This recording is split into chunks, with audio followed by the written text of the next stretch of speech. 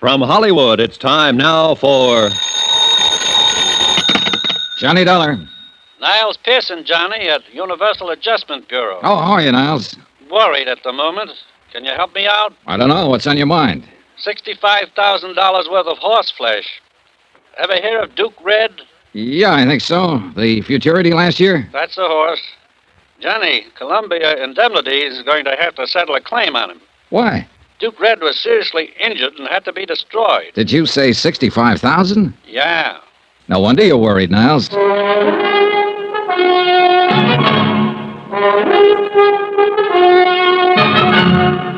Tonight and every weekday night, Bob Bailey in the transcribed adventures of the man with the action-packed expense account, America's fabulous freelance insurance investigator. Yours truly, Johnny Dollar.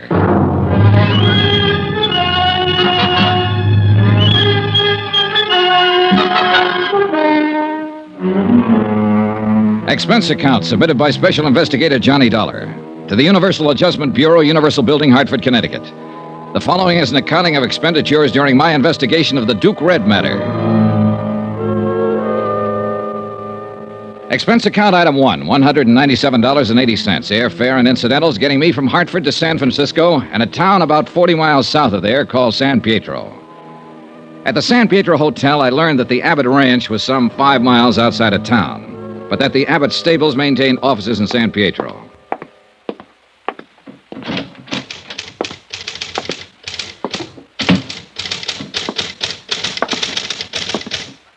Hello. I'd like to get in touch with Mr. Abbott. My name's Johnny Dollar. Oh, Mr. Abbott's never here. He's mostly out at the ranch. You'll have to see him there. Oh, well, is there any place in town I can rent a car? Not that I know of. Bus? Afraid not. What's your business with Mr. Abbott? Insurance. I'm here to adjust a claim of his. Oh, yes, Duke Red. Could I see Mr. Abbott's business manager? Mr. Monroe. Mr. Monroe isn't with Mr. Abbott's office any longer. Oh, now, that's funny. He was with Mr. Abbott's office 3 days ago when he notified us that a claim was being filed in this matter. I got it right here on paper. Oh. Well, you might as well know. Mr. Abbott and Mr. Monroe ended things. Mr. Abbott let him go. I see. Who's in charge now? No one at the moment. Maybe I can put you in touch with Mr. Abbott at the ranch. Good. 9433, please. Smoke? No, thanks. Hello, Cully? This is Judy at the office. Is Mr. Abbott there? When do you expect him? Thanks. Out for the day, Mr. Dollar. I'm not doing very well, am I? I wish I could be more helpful. Well, maybe you can. This man, Monroe, if you could tell me where I can get in touch with him, I'd appreciate it. Didn't you understand? He doesn't work for Mr. Abbott any longer. Yeah, I know, but he did notify us about the claim. Evidently, he's aware of the circumstances in the matter, and that's what I'm here to talk about. I see. Well? Mr. Monroe isn't in San Pietro any longer. He moved out of town on Tuesday. But where? He didn't leave a forwarding address, Mr. Dollar. Where's the laundry going to send their bills? How about the finance company? He just left, and that's it. You want to know something? I don't get it. She dropped her eyes, mumbled something about having work to do, and we left it at that. I put it in the back of my mind and asked someone else about this Mr. Monroe. Then I got busy solving one of my immediate problems. Expense account item 2, $50. Deposit on a 1940 Terraplane station wagon I managed to rent from a man who ran a filling station. Our deal was $10 a day plus gas. Item 3, $5.08, a tank full of gas. The Terraplane bucked a little, but it got me outside of town about 4 miles to the office of a tall, lanky man who never took his hat off. Dr. James Gorey, veterinarian. All the way from Hartford, Connecticut, huh? Yes, that's right. And having sunshine like this back there now, I'll bet you you're here about the Duke, huh? Duke Red, yes. The people who wrote the policy want me to look into the matter. Hope there's nothing wrong. Is there? No, matter of procedure, Doctor. Mr. Abbott's filed a claim for $65,000 indemnity, the loss of his racehorse. Mr. Monroe, who handled these matters for Mr. Abbott, is no longer around. Oh, yes. I understood they quarreled. Yeah. Mr. Abbott isn't around at the moment either, so I came to you. I don't believe I understand this.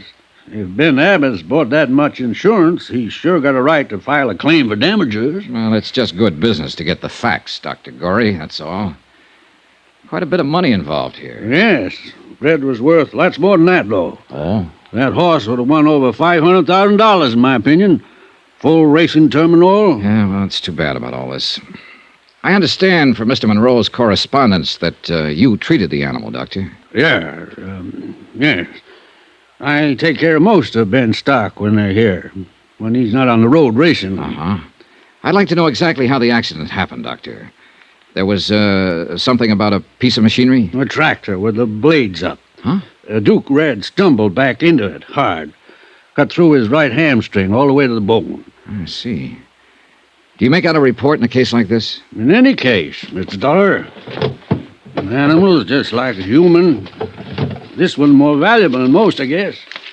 Any of them liable to get sick or hurt sometime. Here's the report. Thanks. They're pretty careful out there with all those animals. Naturally, they constitute a considerable investment on Ben Abbott's part. Yeah, sure. Oh. Most of the tendons cut, huh? Yes. Them as wasn't severed were ruptured. Uh-oh. What? Well, there's a notation about the carcass. Cremated on the premises? Yeah? Well, let's see. The accident happened Sunday night, cremated same night. Why so fast, Doctor? Ben Abbott wanted it that way. Can't blame him, I guess. Maybe not. But it'll make my job a little more complicated. Unless some x-rays were taken of the injury. There was no need for me to go into x-rays. Paralysis had already set in by the time I got there. Yeah, but that doesn't help me much, does it? Huh? What do you mean? No carcass, no proof of the extent of injury to the animal. Lord, man, the animal was in a bad way. It was a mortal injury. How was he destroyed? Shotgun. Could he have lived? I mean, long enough for me to... You don't understand, Mr. Dollar. It'd have been wrong not to destroy him with injuries like that. Mr. Abbott called you in right after the accident happened, did he? Yes, I got out there maybe 15 minutes later. Ben was alone with the horse. The minute I laid eyes on that animal, I knew he was finished, that he'd have to be destroyed. You advised Mr. Abbott that the horse had to be destroyed? I didn't have to. He knew it. He knows horse flesh as good as any vet alive. Well, did you consider calling in someone else? What? Another doctor for consultation? I tell you, man, there was no use in going into anything like that. Did Mr. Abbott ask you to call in another vet? No, he did not. Who else was there? Nobody. No stable hand? No member of Mr. Abbott's family? No. Well, who saw the accident? Mr. Abbott. Who else? I don't know, Mr. Dollar. Like I said, just Ben was there when I got there. I haven't any proof that the animal was injured. You just read my report? I've got $65,000 to worry about, Dr. Gorey. I'll need more than just a report. Young man, I've been in business here over 30 years. I've done business with Ben Abbott over 20 years. You come here asking me if I called in another vet, if I did this, if I did that. There isn't a man around here who won't take my word. Why don't you? Part of my job, Dr. Gorey. Huh? I can't take anybody's word for anything. Mr. Dollar, I'd be obliged if you'd get out of here.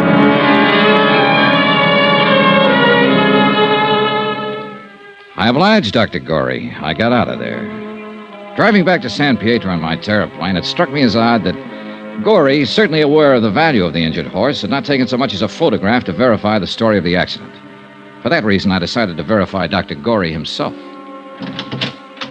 Well, hello. Hi. How you doing? Oh, I don't know. Maybe you can help me. All right, try me. Well, this Dr. Gorey, is he new around here? You're joking. No, I'm not. He's a fixture. He's been in this part of the country 30 or 40 years. They say he's the best vet this side of Lexington, Kentucky. That takes in quite a bit of real estate. Is he loaded? I think he could retire and give advice over the phone.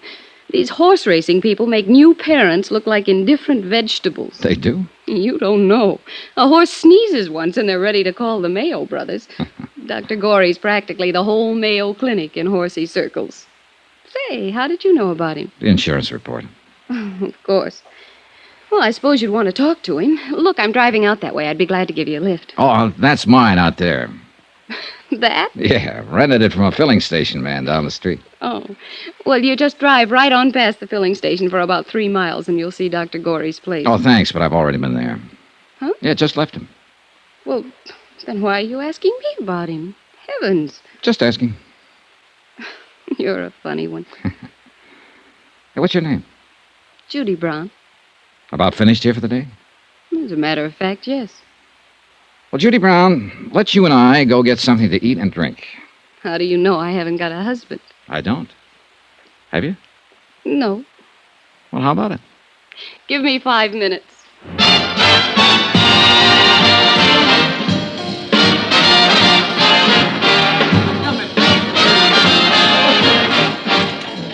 Judy, I'm going to get right to the point.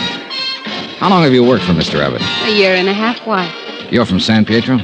No, San Francisco. I answered an ad. I wanted to get out in the country for a while, away from the city life. Mm-hmm. All right. What happened between Monroe and Abbott? They had a quarrel. A loud quarrel. Mr. Abbott's very good with a quarrel. Oh, is he? Yes. You know, even I've wondered about that. What? Mr. Monroe quarreling with Mr. Abbott and then just leaving all of a sudden. Probably went to San Francisco. I don't know where else he... Oh, What's the matter, Judy? that looks like Mr. Monroe now. Monroe? Yes, end of the bar.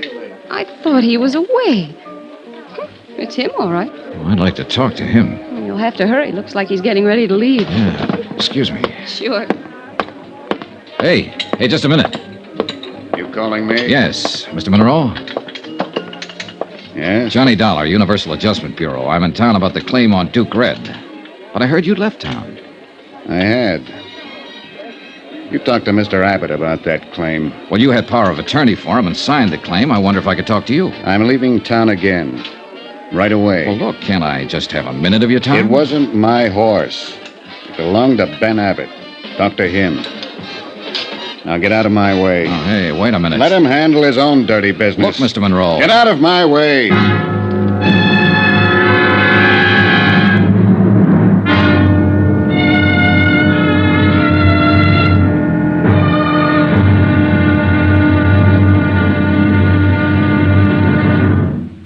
Now, here's our star to tell you about tomorrow's intriguing episode of this week's story. Tomorrow, there's proof that things are just about as wrong in this case and as dangerous as they can get. Join us, won't you? Yours truly, Johnny Dollar.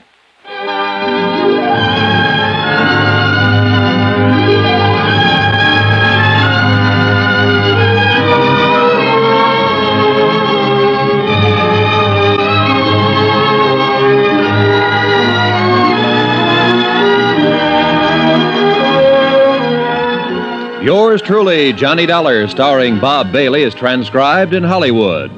Written by John Dawson, it is produced and directed by Jack Johnstone. Be sure to join us tomorrow night, same time and station, for the next exciting episode of Yours truly, Johnny Dollar.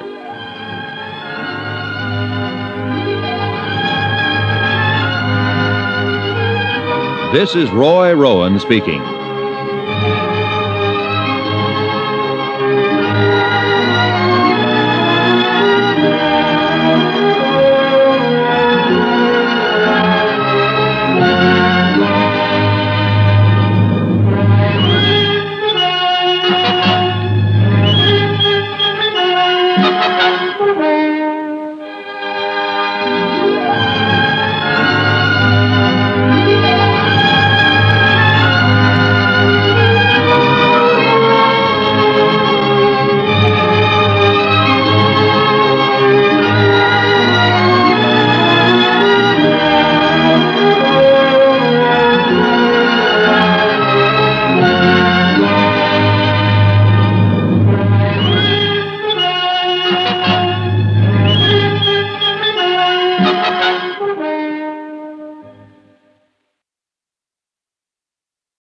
From Hollywood, it's time now for... Johnny Dollar. Ready with your call to Mr. Pearson in Hartford, Connecticut. Oh, thanks, operator. Hold on, please. Go ahead. Hello? Hello, Johnny? Yeah, I got your wire. Hold up payment on the Abbott claim? that's right. Anything wrong? I haven't talked to Abbott yet. The people I have talked to are all wrong. The veterinarian who handled a horse, a secretary in Abbott's office, and an office manager he fired. There's something cockeyed around here. Any ideas? Not yet. Okay. We'll hold up the claim on your say-so, and if there was anything wrong about that horse's death, you better find out about it. No.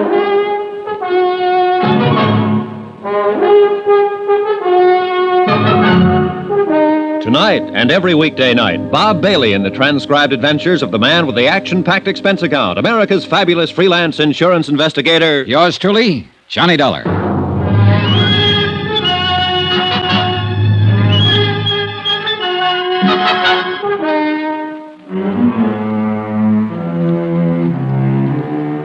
Expense account submitted by Special Investigator Johnny Dollar to the Universal Adjustment Bureau, Universal Building, Hartford, Connecticut. The following is an accounting of expenditures during my investigation of the Duke Red matter in San Pietro, California.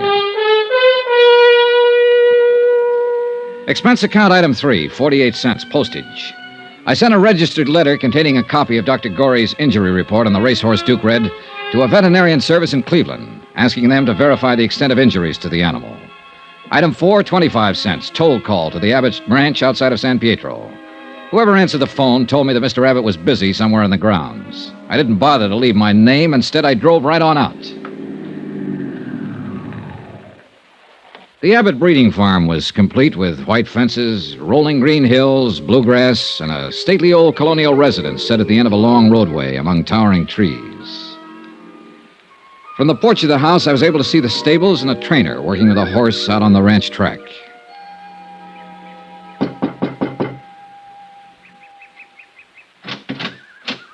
Yes, sir. Good morning. Good morning. My name's Johnny Dollar. I'd like to see Mr. Abbott, please. Yes, sir. Come in, please, sir. I'll try to find him, Mr. Dollar. You want to wait here, sir? Thank you. He left me standing in one of the biggest living rooms I'd ever seen in my life. I took a plant in front of the fireplace, lit up a cigarette, and began to look at the pictures and statues of racing horses lining the mantelpiece. Pretty soon, things started. A blonde girl in a yellow suit walked in, having an argument with a gray-haired man in jodhpurs. They didn't see me as they entered, or they just didn't pay any attention to me. You aren't old Pardon? enough, strong enough, or have brains enough to live as you please. I forbid you to... I know what you're going to say. That stuff about how you forbid it and it can't go on. Well, let me tell you, it can go on just as long as I want it to go on, and I don't care what you do. Now, you listen to me, young lady. As long as you're in this house and under this roof, you will conduct yourself according to the way I dictate. Dictate? Yes. Who are you, Hitler or somebody? Don't whatever you do interfere with me again. Ever. Terry. I'm sick of it. Do you hear me? Sick of it. That was as much as I heard. But then it didn't last long. I saw them go out and walk around the garden once, shake fists at each other, finally part. He disappeared up a narrow stairway. And then, about a minute later... Wait a minute. Who... Hello. Hello. How long have you been here? Too long. Oh. Why didn't you speak up? Well, I cleared my throat a couple of times, but no good. Then I tried to look like I didn't hear anything. Nothing seemed to work. If it helps any, I'll keep it all under my hat. I won't tell a soul. He doesn't like the company I keep. What do you think of that? I don't know anything about it. Give me a general viewpoint at least.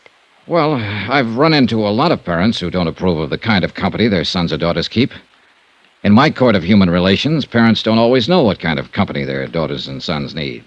When those daughters and sons reach the age when they need company. Good. You're on my side. I didn't finish. On the other hand, daughters and sons have the same problem. They don't seem to know either.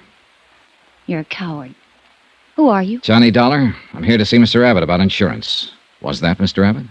Yes. You're not an insurance salesman. You're here about Duke Red, about what happened to him, aren't you? That's right. I'm Terry Abbott. Glad to know you. How much money did Daddy have Red insured for? $65,000. $65,000. I don't suppose you have a cigarette. Sure.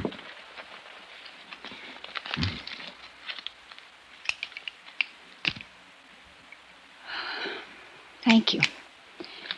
Has the claim been paid yet? No, not yet. If Red had made the tracks this year, he would have doubled that. Tripled it, probably. There's not enough money in the world to replace that horse. He was a great running horse. I've heard that before. Dr. Gorey mentioned it.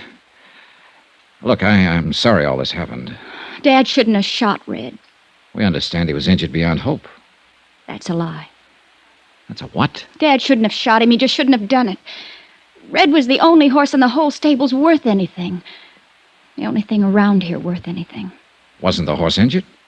Injured? Oh, that's what you'll hear. They'll all tell you that. But I can tell you something else. Terry, what are you talking about anyhow? He's an insurance man, Dad, and I can tell him the whole thing, and I will. Go to your room, Terry. It was a terrible thing to do, shooting Red. It was just like murder, and you know it. Be quiet and go to your room. It was murder. Murder. Murder. Stop it! Now go to your room. Thank you for the cigarette, Mr. Dollar.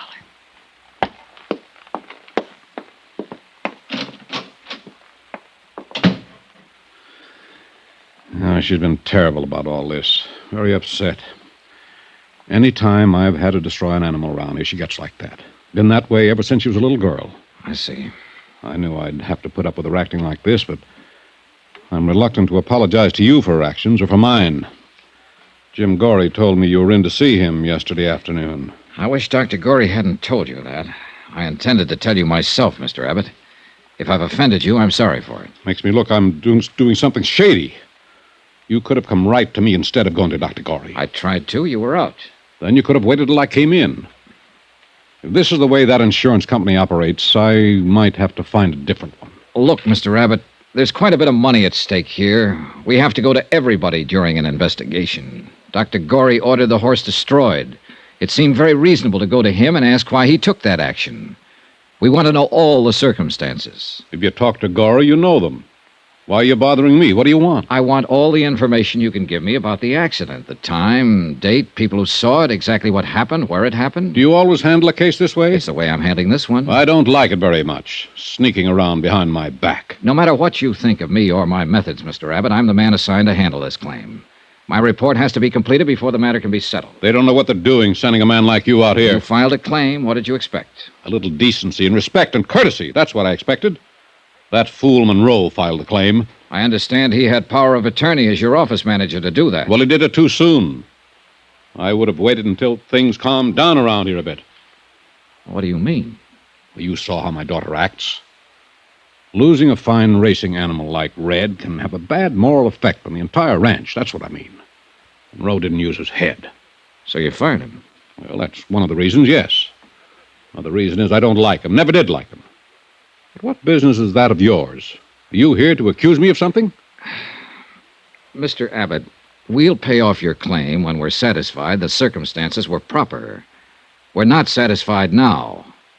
Let's discuss those circumstances. I'm not afraid of you, Dollar, or your insurance company. I don't like you snooping around my office in town, talking to my friends about me, talking to my daughter about me.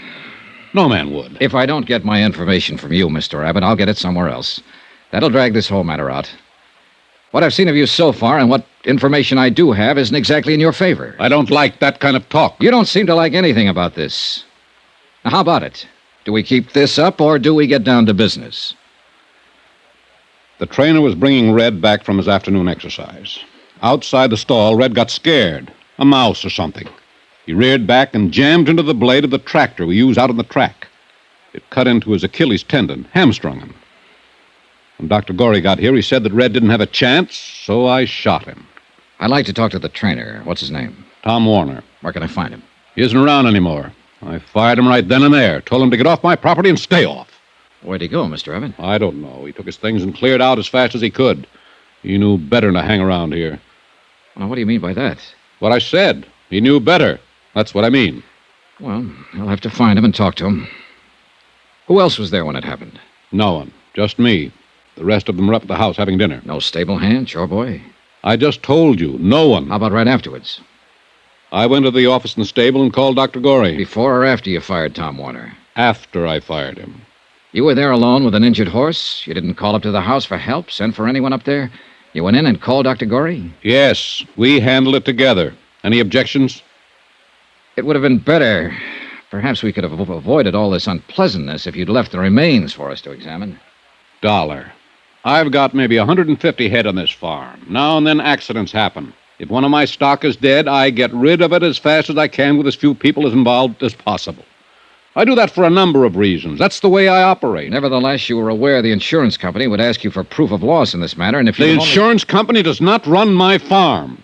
I run a dollar, and I take orders from no one. Look, I'm trying to tell you the problem we face. We have no carcass to examine. Therefore, we have to ascertain the facts from other sources.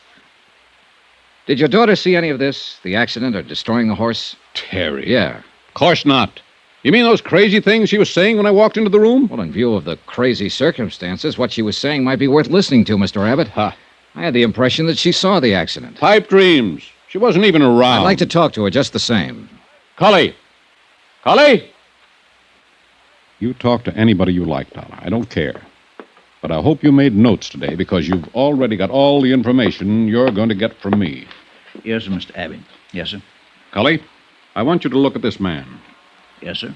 His name's Johnny Dollar. Yes, sir. If he comes knocking at this door again, if he even comes to the front gate, if you see him on the grounds ever again, throw him out. I don't want him around here. Yes, sir, Mr. Abbott. And right now, Cully, you can just show him out. You're being foolish about this, Mr. Abbott. Show him out, Cully.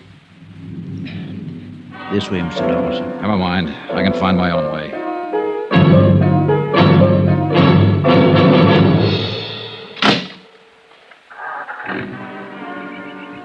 Mr. Dollar, sir.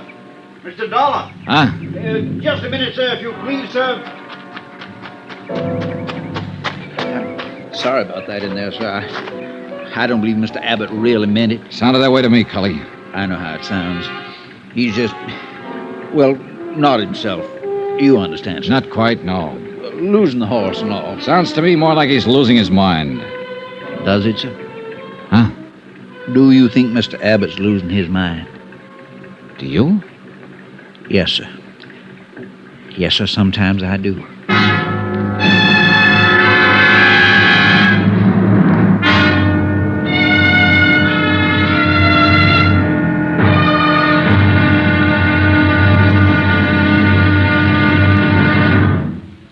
Now, here's our star to tell you about tomorrow's intriguing episode of this week's story. Tomorrow, the whole case starts to fall apart like a man full of bullet wounds, which is just about the case.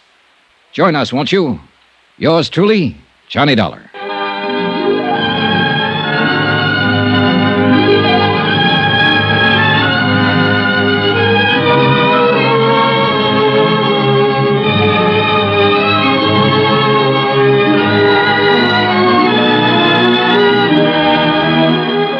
Yours truly, Johnny Dollar, starring Bob Bailey, is transcribed in Hollywood. Written by John Dawson, it is produced and directed by Jack Johnstone. Be sure to join us tomorrow night, same time and station, for the next exciting episode of Yours truly, Johnny Dollar. Roy Rowan speaking.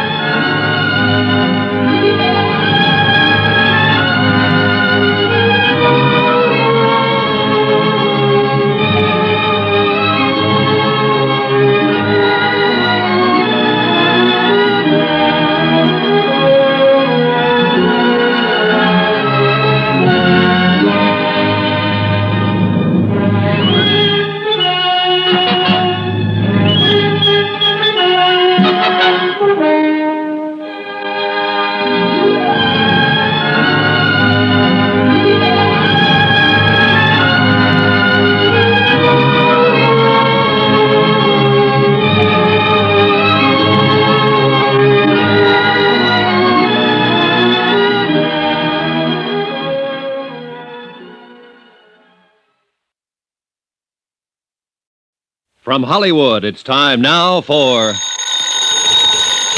Johnny Dollar. Who? Johnny Dollar, the insurance investigator. This is Miss Abbott, isn't it? Yes. What are you doing in the stable office? Waiting for you to call me. Your father threw me off the farm a few minutes ago.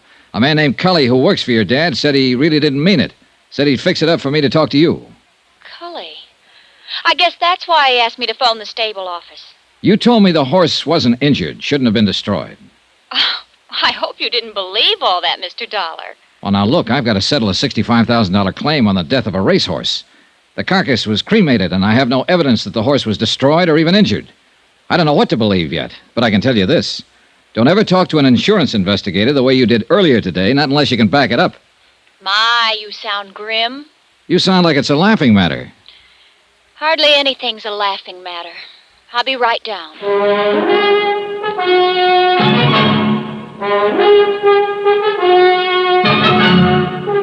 Tonight and every weekday night, Bob Bailey in the transcribed adventures of the man with the action-packed expense account, America's fabulous freelance insurance investigator. Yours truly, Johnny Dollar.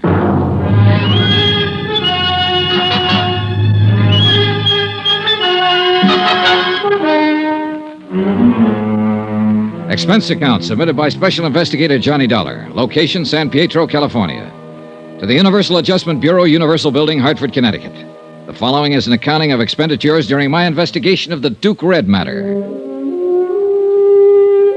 15 minutes after I spoke with Terry Abbott on the phone, I looked out the window of the stable office and saw her starting down toward the stables. She'd changed clothes. This time she was wearing blue jeans and riding boots. She carried a quirt in one hand, a cigarette in the other. There was a scarf or some such tied around her hair. All in all, it was a classic impression. Rich girl, racing horses, and fast cars. She wore a disdainful pout, also classic. Hi. How do? Father asked me where I was going, and I told him I was going for a ride. Why'd he throw you out? He didn't like questions I asked him, I guess. I don't know. Maybe I won't like the questions you ask me. Possibly. Probably. You don't really work very hard trying to please anyone, do you? Industrial hazard in my business. Hope it doesn't bother you too much, Miss Abbott. Nope, I like it. You're so darn sure of yourself, and you know so darn little, and you look like you might be thinking all kinds of things. How tall are you? No, let me guess. 6'1"? Not quite. Well, you're tall enough, I suppose. Do you like this office? I suppose you've been opening the files and going through all of Father's papers. That's what you're supposed to do, isn't it? Nope. Well, unless you know something about horses, the papers around here wouldn't mean much to you. Times, weights, whole schedule and chart for every bit of stock on the place. Do you know anything about horses? Just one.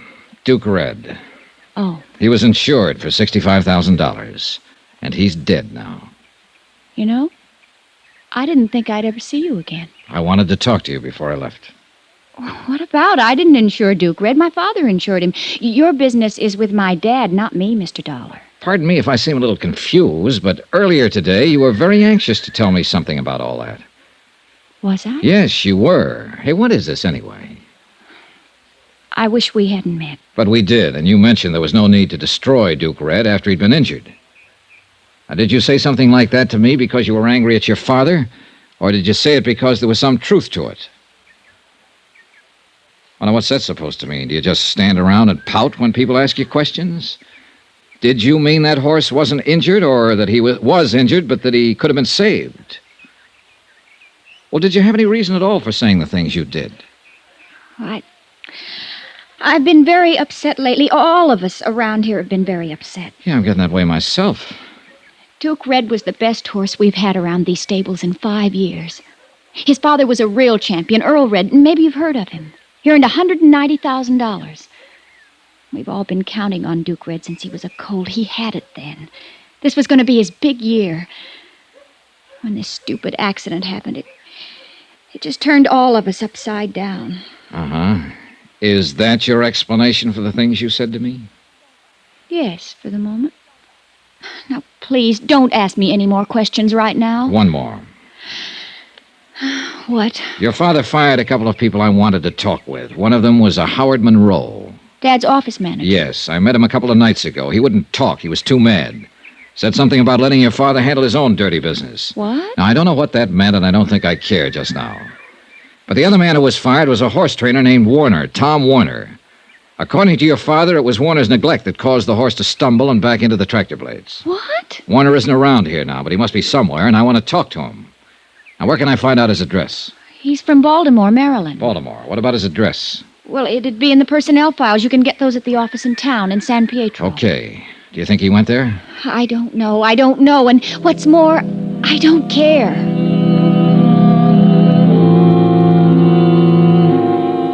The Abbotts, father and daughter, were turning out to be a real peachy pair to deal with. I left them in their racing farm and drove back into San Pietro and the offices where I obtained the Baltimore address on Thomas Warner. Expense account item 4, $1.05, one telegram. To Hartford in the office of Niles Pearson, requesting a complete record of Benjamin Abbott's financial status. Item 5, $1.60, another telegram. To Thomas Warner, horse trainer, requesting him to contact me as soon as possible at the San Pietro Hotel. Meanwhile, I did what I could to establish Abbott's local credit standing. I started with the bank. Dollar? That's right. What's it about? I'm an insurance investigator. I'm working for Universal Adjustment Bureau. We have a claim in on a property of Benjamin Abbott. Duke Red? That's right, $65,000. Wow. Yeah. That's quite a load. What can the bank do for you? Tell me about Abbott's credit situation, for one thing. Oh. He does bank here, I presume. Yeah, for years. My name's Dale O'Ryan. We better go in my office. Sure. Grab a chair, Dollar. Thanks. Miss White? Yes, Mr. O'Ryan. Bring in Mr. Abbott's file, please. Up to date. Yes, sir. It'll take a few minutes, Dollar. All right. Maybe you can give me a rundown on how things are generally. Maybe. This is all confidential, I suppose? Absolutely, Mr. O'Ryan. I have no axe to grind. You must have something to grind, or you wouldn't be here. People usually try to cheat insurance companies for money reasons, don't they? Well, usually, yes. Have you been cheated? I don't know. I don't know if there's any reason for us to be cheated. Look, maybe it'll put your mind at ease if I just tell you that a man with a $65 claim has his financial situation checked as a matter of course. You're a careful bunch of cut-ups, aren't you? Well, business being the way it is, yeah. Well, I don't think you'll find too much to raise an eyebrow about with old Ben. He's got one of the largest balances in town. Roughly, it'd be in the $100,000 area. Yeah, racing horses is quite a business, and he knows what he's doing. I doubt very much if he'd try to bamboozle you people out of a tiny little $65,000. Well, that's small change to Ben Abbott. That ranch, the stock, his investment there must come to well over $1 million. He meets a weekly payroll in the $10,000 class.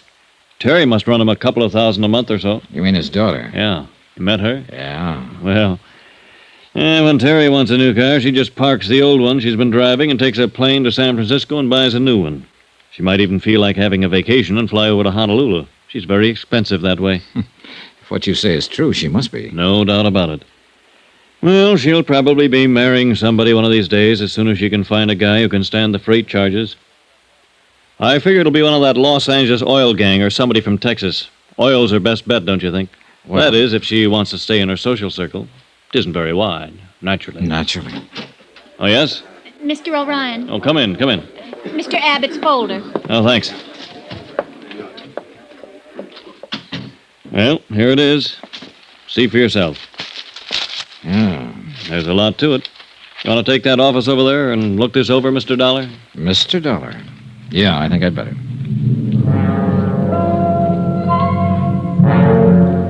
I spent the rest of the afternoon going over Benjamin Abbott's local bank standing. It confirmed in detail what Mr. O'Ryan had said in general. His assets were many, his cash on hand plentiful. Also, and this has a bearing, the activities of his daughter Terry were indicated in some of the expenditures. There was only one item I had to question O'Ryan about when I'd finished looking it all over. Yes, Dollar? I noticed a check was drawn 5 days ago payable to Howard T. Monroe, $5,500. Yes? It's marked bonus. Monroe handled business affairs for Abbott a year or two, and Monroe left a few days ago. Probably severance and things like that. Yeah. Anything wrong? I don't know. For all I can gather, they didn't part company under the best of terms. As a matter of fact, they had kind of a row. Seems strange he'd pay Monroe a balance after he kicked him out. He's a strange guy. Check cleared all right. No question on it. Oh, yeah, I noticed. Something else, then. Monroe was fired last Tuesday. Monday, a man named Thomas Warner was fired, too. Tom Warner, the trainer? Yeah. Abbott told me Warner was responsible for the accident with Duke Red. Funny. What? And according to these books, Abbott should still owe Thomas Warner a month's salary, $700. Let me see. Yes. No bonus, no salary, no severance. Seems to me Tom Warner's got a kick coming. Why doesn't he kick, Mr. O'Ryan? I don't know. I would. Most anybody would.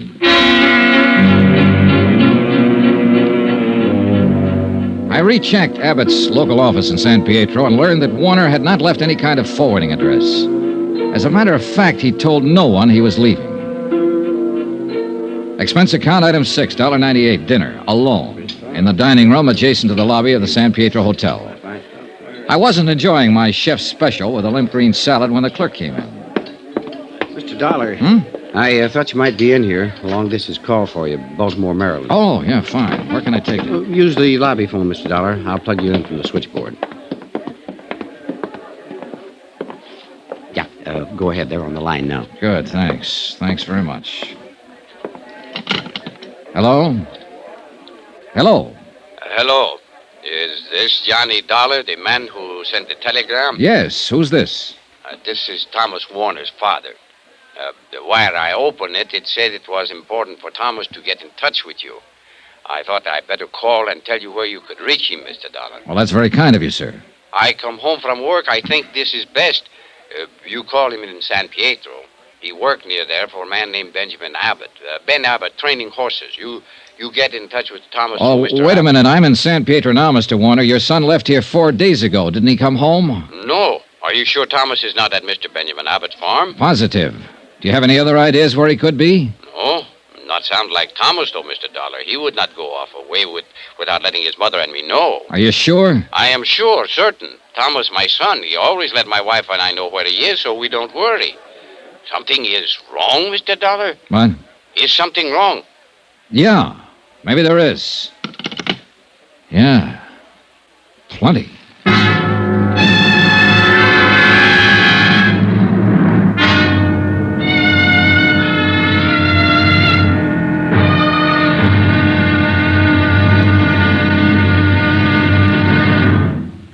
Now, here's our star to tell you about tomorrow's intriguing episode of this week's story. Tomorrow? Well, sometimes a dead man can answer a lot of questions. Join us, won't you? Yours truly, Johnny Dollar.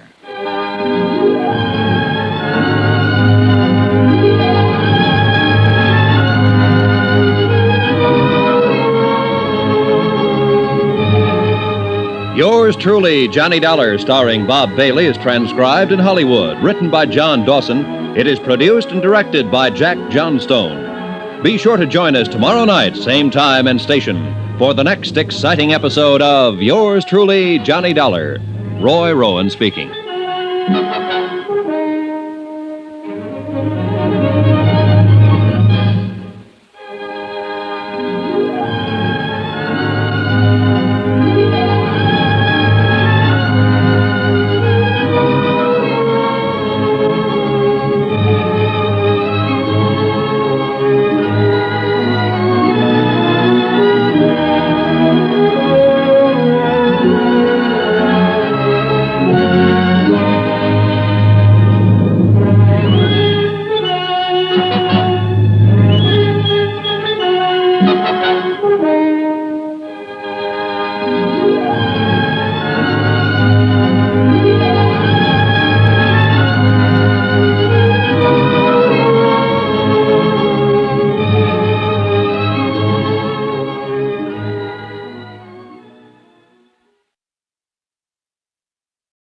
From Hollywood, it's time now for Johnny Dollar. You placed a call to the Universal Adjustment Bureau in Hartford, Connecticut? Yes, I did. We have Mr. Pearson on the line now. Go ahead, please. Thank you. Hello? Johnny? Niles. Ben Abbott's rating with Dun & Bradstreet is very good. He doesn't need any money. I still haven't determined if there was really an accident. Oh, and no one seems to know what happened to Thomas Warner. Who's that? The trainer who was supposed to be with the horse when Abbott destroyed it. One his father called me from Baltimore. He doesn't know where he is either. Is that so? Something just occurred to me, Niles. What? Abbott's claim was filed over a week ago, yet he hasn't threatened to sue us or go to the insurance commission. I know. And that's usually pretty standard procedure with a man like Abbott. It is, if he has a just claim.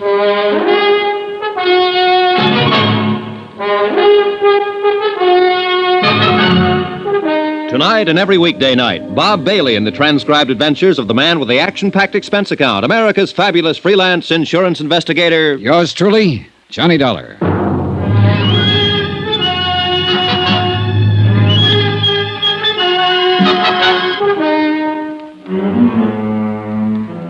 Expense account submitted by Special Investigator Johnny Dollar. Location, San Pietro, California. To the Universal Adjustment Bureau, Universal Building, Hartford, Connecticut. The following is an accounting of expenditures during my investigation of the Duke Red matter. I had a strong suspicion that the death of Duke Red, a racehorse, had not happened as reported. The one man who could possibly answer my questions was missing. He had left the Abbott Ranch in San Pietro without collecting a month's back pay and without telling anybody about his forwarding address.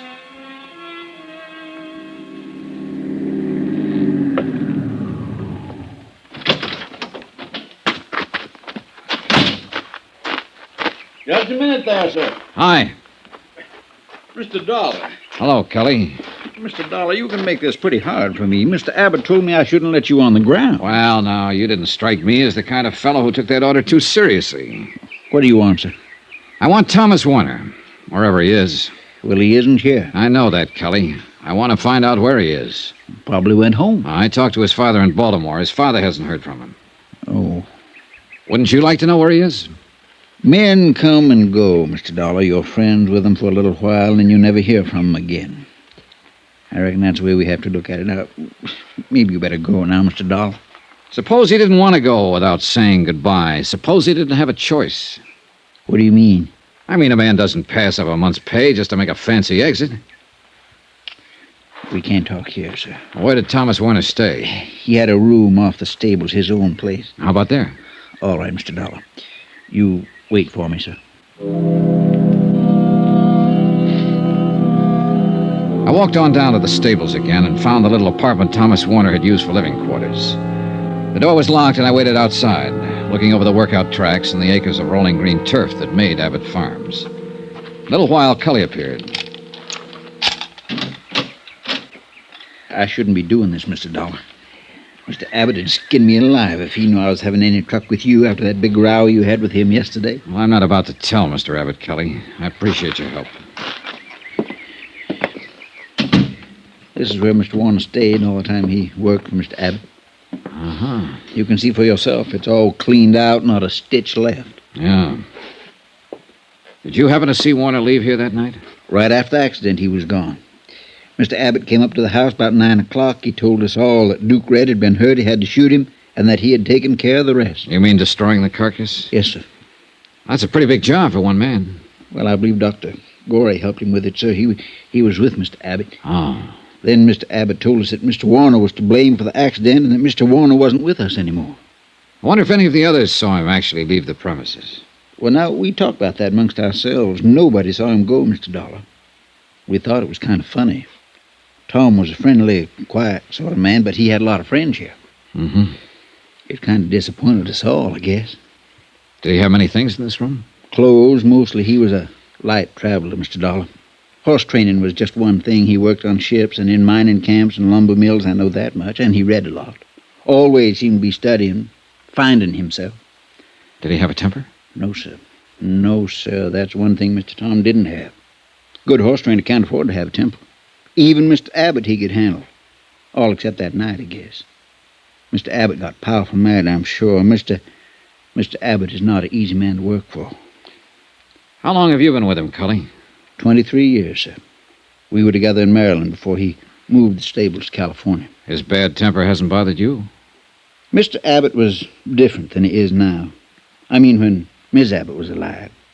But then when she died and raising Miss Terry, he hasn't had it so easy. I mean, easy with himself. You know what I'm trying to say. Yeah, I think so.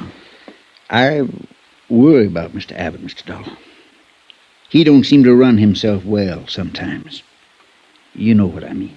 Yeah. Maybe Duke Red being gone now will help. Mr. Abbott counted on that animal a lot. Counting on a racehorse is not just being anxious overnight or for a week, but being anxious for years, from the time they're colts to when they first step out. Now he don't have that worry at all. Maybe it'll do him some good. What about his other horses? Them? Well, none of them like Duke Red. Not the same at all. They'll race and make money, but nothing like Duke Red. Yeah. Mr. Warner said he was a fine horse. Tell me, What kind of a car did Mr. Warner drive? Well, he didn't have a car, Mr. Dollar. Well, how do you suppose he left here? He must have been carrying luggage. I reckon so. He could have lugged him out the highway and flagged himself a ride or waited for the bus. They come by all the time. Think he might have called a cab in town? Didn't use the house phone, maybe the one down in the stable office. Maybe someone drove him in, Cully. Miss Terry might have, sir. Huh? Miss Terry drove Mr. Warner around now and then. Did Mr. Abbott approve of that? No, sir. He did not.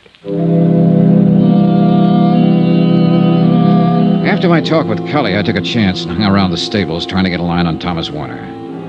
Ben Abbott's belligerent attitude seemed to permeate the whole farm. The horse handlers I talked with were grumbling and complaining. I was able to learn nothing from them. I decided to tackle Abbott himself again. He wasn't in, but his daughter was. Well, you came around just the right time, Mr. Dollar. We haven't had too much excitement around here all day long. I think they're supposed to toss you out on your ear when you show up. That should be interesting. Would you like a drink? No, not right now, thanks. Not right now, thanks. Now, isn't that the end, the bitter end? So precise, so efficient, so determined, so anxious to do a good job. To be a sober, steady, substantial, expert bore. Now, what is it? Who are you mad at, Terry? Tom Warner? Why should I be mad at him? Horse trainer. Because he left and didn't say goodbye? Maybe. You know, when I first came in this house 2 days ago, you were arguing with your father. I couldn't help overhearing it. Was that about Tom Warner? Yes. Dad said he wasn't good enough for me. I'm all right now. Something else that day. That business you were telling me about before. It'll have to be looked into. Why, for heaven's sake? Because you intimated that your father and Dr. Gorey might be lying about the whole thing. Do you realize that if there's any truth to it, your father'd be liable for criminal charges? I know. I was just trying to put Dad in a bad light with you. It was just for good old-fashioned first-class spite. Him telling me about not seeing Tom and all. We've been arguing for weeks about it. When I saw you the other day, I thought it was a good chance to get back at Dad. I see. Tell me about the trouble over Warner. Why tell you? Well, let's say I'm an interested party. I like you, Terry. Well, Tom and I saw quite a bit of each other, and Dad never liked it. I suppose because I'm all he has left. Mother and Bob, he was my older brother, were killed in an airplane accident a few years ago. Dad's always expected me to marry one of the Long Island horses set, the turf, something, I don't know. Anything but a horse trainer. He's been looking for an excuse to get rid of Tom. Your father doesn't strike me as the kind of man who'd have to give an excuse to fire someone he didn't want around. Well, he found an excuse. He blamed the accident on Tom. Do you think he's mad? What's that? Nothing. Do you suppose your father will ever calm down so I can talk to him? I don't know. The Abbotts have always been a terribly angry group of people, very emotional. There doesn't seem to be much of a let-up these days. Terry, is that what you meant when you asked me if I thought your father was mad? I suppose so. It's almost as if he's been on the verge of something lately, something desperate. His moods frighten me sometimes. They didn't used to. I don't easily frighten. But looking back, 2 years ago, Daddy bought a new car. We were out driving one day right after he bought it, and something went wrong. The gear shifter, some little thing. Well, Daddy was so angry, he just backed the car up and smashed it into a cement wall and left it. That was when he first frightened me. The first time that I can remember. Have you been frightened much? Since then? Oh, yes, many times. That's why Tom was so nice to have around. He never became angry. Never did things like that. Like the men I know. Tom sat quietly, and he let me sit beside him, reading, talking. I'm not that kind, really, of course, but I liked it with Tom. I liked it very much. You asked me about him, Johnny. Well, I'll tell you. If he'd come to say goodbye to me, there would have been no goodbye. I would have gone away with him anywhere. I was in love with him from the first day he came to work here. I still am. I always will be. Well, that's all there is to tell. Did he know this, Terry?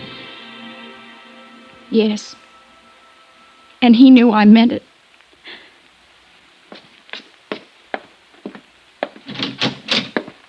I do. Hi. What can I do for you? Constable in? I'm in. I'm the constable, Tad Polk. My name's Johnny Dollar. I'm from Hartford. Mm-hmm. What's your trouble, Mr. Dollar? Well, I'm worried, I guess, Mr. Polk. I walked around for a long time before I came in here. Yeah, sit down. Yeah, hardly anybody drops in this time of night, unless they're drunk. How about you? Nope. No, didn't think so. Mr. Polk, I'm an insurance investigator. I've been in San Pietro 3 days now trying to get the facts about a claim filed by Benjamin Abbott. Mm-hmm. I suppose about his horse, Duke Red. That's right, Mr. Polk. I can't seem to locate a man named Warner, Thomas Warner. Worked as a trainer for Abbott up until the day of the accident. Go ahead, sir. Warner and Abbott had an argument over the accident. Warner left. He was fired. His folks in Baltimore haven't heard from him, and they're worried. I can't seem to get a line on him myself, and I need to talk to him. Yes, well, what exactly do you want me to do for you, son? Help me find him. You sure he's missing? He isn't around.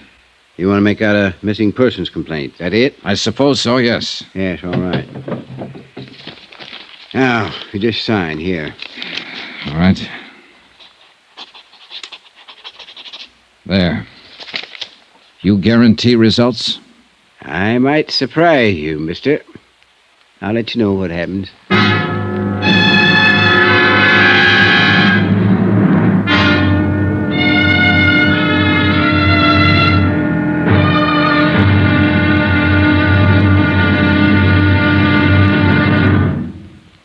Now, here's our star to tell you about the final intriguing episode of this week's story. Tomorrow, well, it all hinges on a decent man who knows he's loved and never said goodbye. Join us, won't you? Yours truly, Johnny Dollar.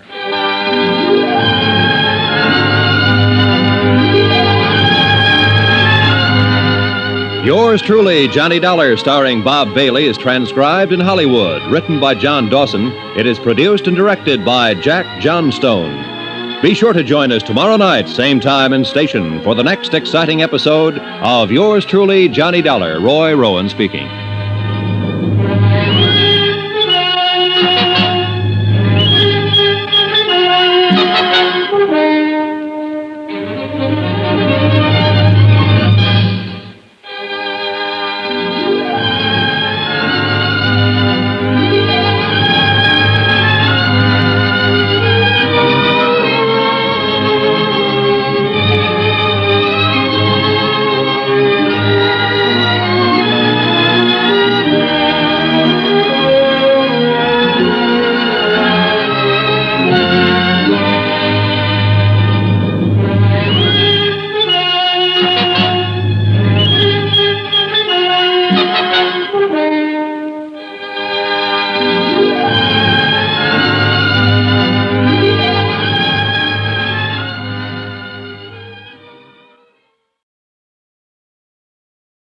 From Hollywood, it's time now for... Johnny Dollar. This is Dr. Gorey. You left word for me to call? Yes. Wonder if I could see you sometime today, Doctor. What about? About the Abbott matter. No. I'm kind of busy today. I talked to you once, Mr. Dollar. What else can I say to you? That's up to you, Doctor. Entirely up to you. I can tell you this. I have reason not to believe what you said before. Now, look here, young man. I have reason to believe that Duke Red wasn't destroyed exactly the way it was reported. I'm not going to listen to any tall tales about a horse. Then maybe you'll listen to one about a man. What? Thomas Warner, Duke Red's trainer, is missing. I've turned the matter over to the police. Oh. Yeah. How about it, Dr. Gorey? Do we talk? All right, Mr. Dollar.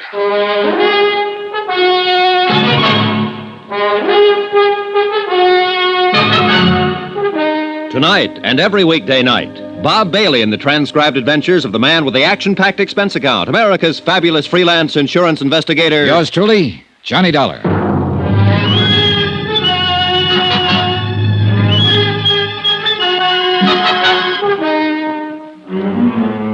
Expense account submitted by Special Investigator Johnny Dollar. Location, San Pietro, California. To the Universal Adjustment Bureau, Universal Building, Hartford, Connecticut. The following is an accounting of expenditures during my investigation of the Duke Red matter. Expense account item 8, 90 cents. Breakfast for me and coffee for Constable Tad Polk, San Pietro Police Department. Yes, sir. I'm glad we could get together this morning, Mr. Dollar. You know, I thought a long time about you reporting Tom Warner missing. Well, maybe I'm worried for nothing. But I do know I don't like the circumstances of his disappearance. You using me, Mr. Dollar? What? You know I got a police force of 4 men. We can't conduct any sizable investigation into a disappearance. Just aren't equipped for it. I thought it might be something like that. I don't want to be spending civic money to satisfy some doubts in the mind of your organization. It's not my province, Mr. Dollar. Look, the man's missing. Nobody knows where he is. He didn't leave a trace. He did leave a month's pay behind him. He left after an argument with Abbott. Nobody saw him leave that farm, Constable. No one knows where he is now. Now, just hold on to your britches, boy. I didn't say I wouldn't do anything about it. Huh? I'm going out and have a talk with Ben Abbott, Mr. Dollar. I've known him for a long time. Think maybe I can find out something about this. We'll see what happens there first, then make some plans. Well, that sounds fair enough, Constable.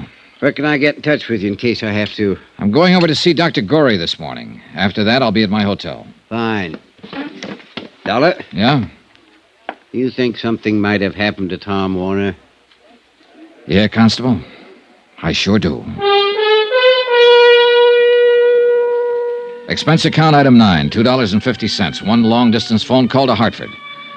I explained the matter of Tom Warner and requested Niles Pearson to have a man in Baltimore start checking with Warner's parents there in the event some lead as to his whereabouts might turn up there. After that, I drove out to see Dr. Gorey, veterinarian. You know, you have a way of not being very nice on the telephone. What is it now, Mr. Dollar? I just talked to my home office in Hartford, Dr. Gorey. They aren't very happy with the way this case has been going. They're too bad about them in Hartford. How does it affect me? Well, they're just about at the point where they might close it and call me back home. All this fuss, and they're going to pay the claim? No, not at all. I don't mean they're going to pay at all.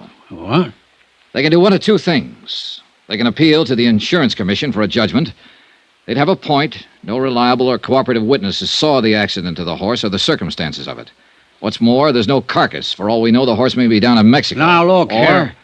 They can institute proceedings against Abbott, charge him with attempt to defraud. That's ridiculous. Why would a man worth almost $1 million worry about an insurance policy? Well, of course, it's ridiculous to you and me, Doctor.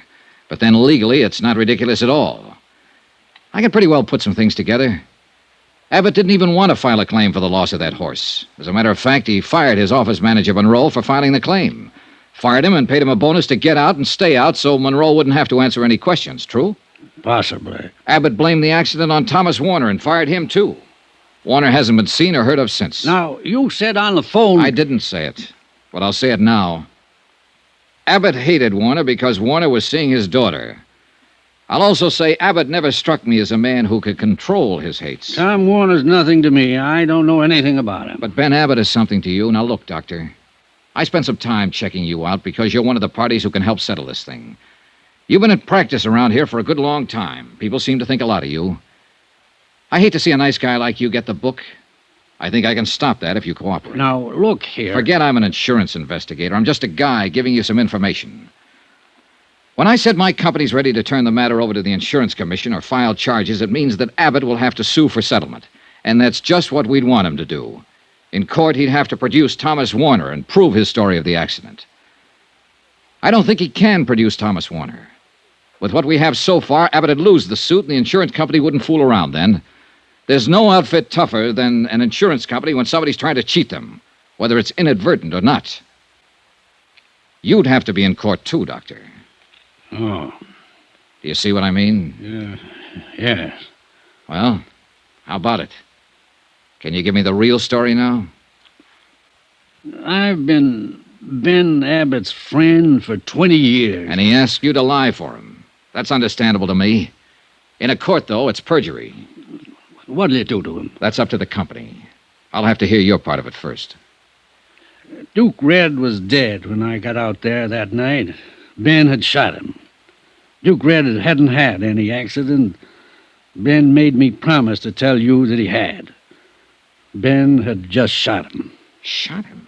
But why? Duke Red wasn't the horse Ben counted on or thought he was. He had good conformation, but he just wouldn't run.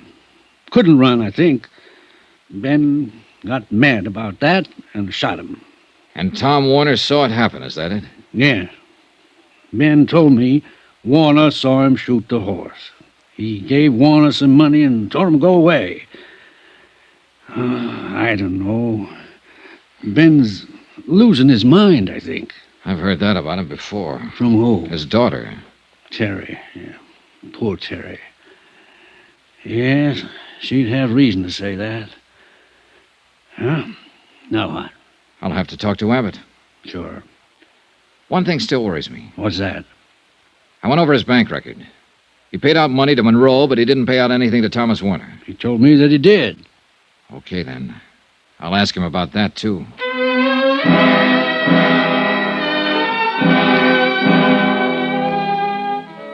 Expense account item 10, 35 cents. I lost it in a payphone trying to get in touch with Ben Abbott. No one answered, so I drove on out to the farm. The short winter day was over when I got there. Darkness had already come over the fields. Darkness and loneliness. Hey!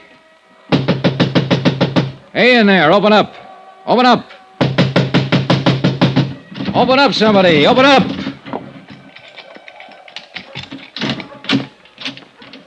Mr. Dollar, sir. Good evening. Hello, Cully. Didn't you hear me? Mr. Dollar, sir, maybe this isn't such a good time to be coming around. Is Mr. Abbott here? Yes, sir, he is.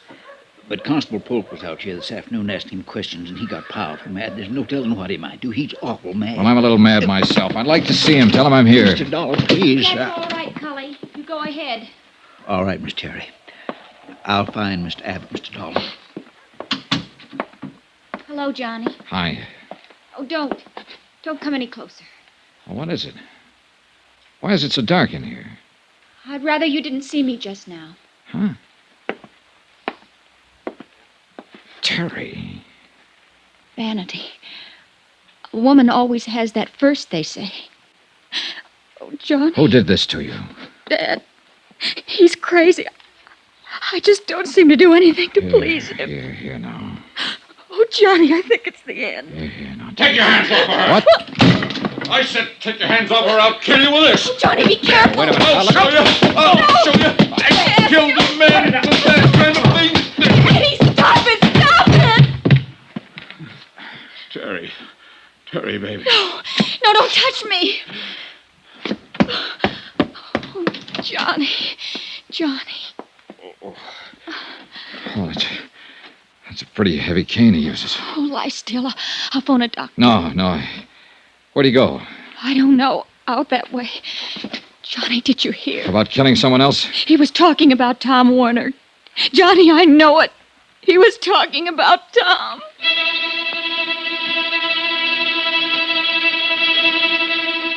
I placed a call to Constable Polk's office, told him what happened. He said he'd start right away. After that, I took a look around the grounds. All the cars were still in the garages. Then I heard some sort of disturbance down by the stables. Dollar! Don't come any closer. I've got a shotgun this time. I have a gun, too, Mr. Abbott. Go away from here. Get in your car and go away from here. The police will be here in a few minutes. Look, this won't do you any good. Abbott, did you hear me? It'll be better for you if you're in the house ready to make a statement for them when they come. I know that Dr. Corey lied for you, Abbott. I know that you killed that horse deliberately. Abbott! I told you to get away from here. You said you'd kill someone. You were talking about Tom Warner, weren't you? You killed him because of Terry. Last warning. Go away. I won't go away. But you'd better throw that gun away and come on out here. I'm not afraid of you, the whole bunch of you. You're just being foolish, Abbott. Like you were the day you smashed up a new car because some little thing on it didn't work. The way you killed that valuable horse because you didn't like his running. The way you killed Tom Warner without reason. You're smashing your whole life now this way. Put down that gun and come out. Abbott! That's enough.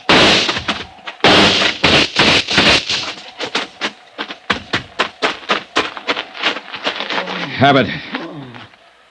Abbott. Oh, you didn't have to do it this way, Abbott. Lie still. Warner's body. Under this floor. All his things with it.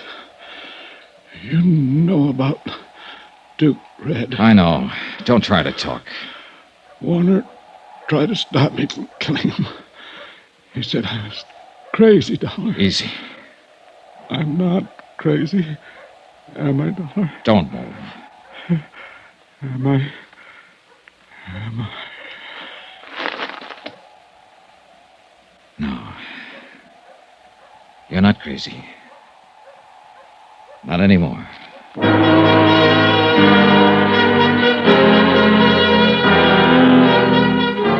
They found the body of Thomas Warner where Abbott had said it was. He'd been shot to death. Terry was still in the hospital when I packed up and left San Pietro. Expense account item 11, $65.30. Hotel and board at the San Pietro Hotel. Item 12, $175, airfare and incidentals back to Hartford. Item 13, $43 even, miscellaneous. Expense account total, $802.65. No remarks. Yours truly, Johnny Dollar.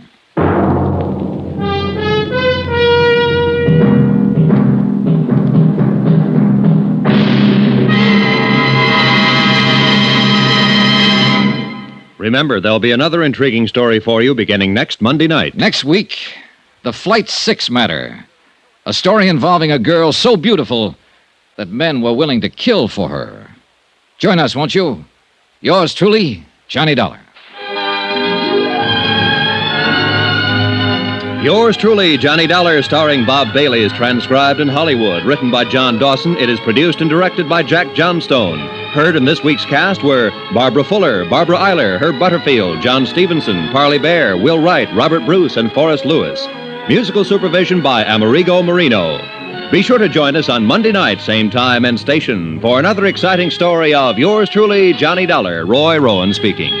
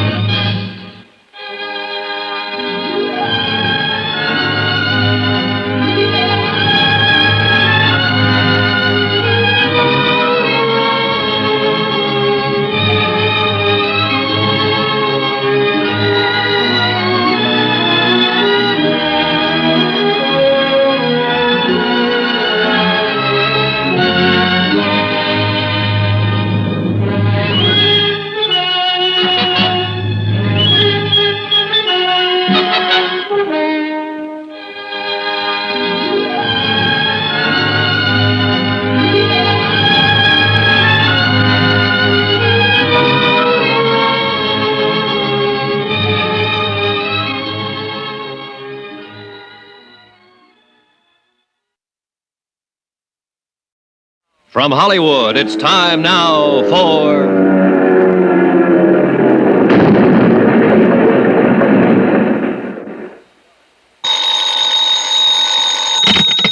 Johnny Dollar. Pete Codley, Johnny. Guaranteed transport. Oh, hiya, Pete. Seen the papers? No, I just got up. Why? What's happened? Air crash, for one thing. Air crash? Where? Mexico.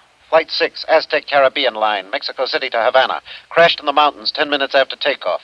7 passengers and a crew of 3. Survivors? The way it sounds, none. Oh, tough. How do you come into it, Pete? We underwrite a company that handles flight insurance down there. 3 of the passengers bought policies at the airport. We're stuck for $75,000. This is a nice time of the year in Mexico, Johnny. What do you want me to do? Find out why it crashed? No, I know why it crashed. Somebody meant for it to. What do you mean? That plane blew up in midair. I'll get you a reservation.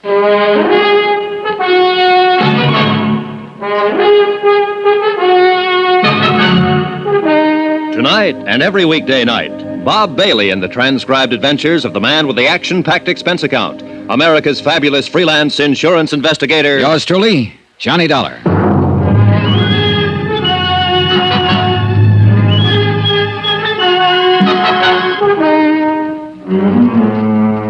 Expense account submitted by Special Investigator Johnny Dollar to the Home Office Guaranteed Transport Insurance Company, Hartford, Connecticut. The following is an accounting of expenditures during my investigation of the Flight 6 matter. Item 1, $173.20, airline fare and incidentals, Hartford, Connecticut to Mexico City.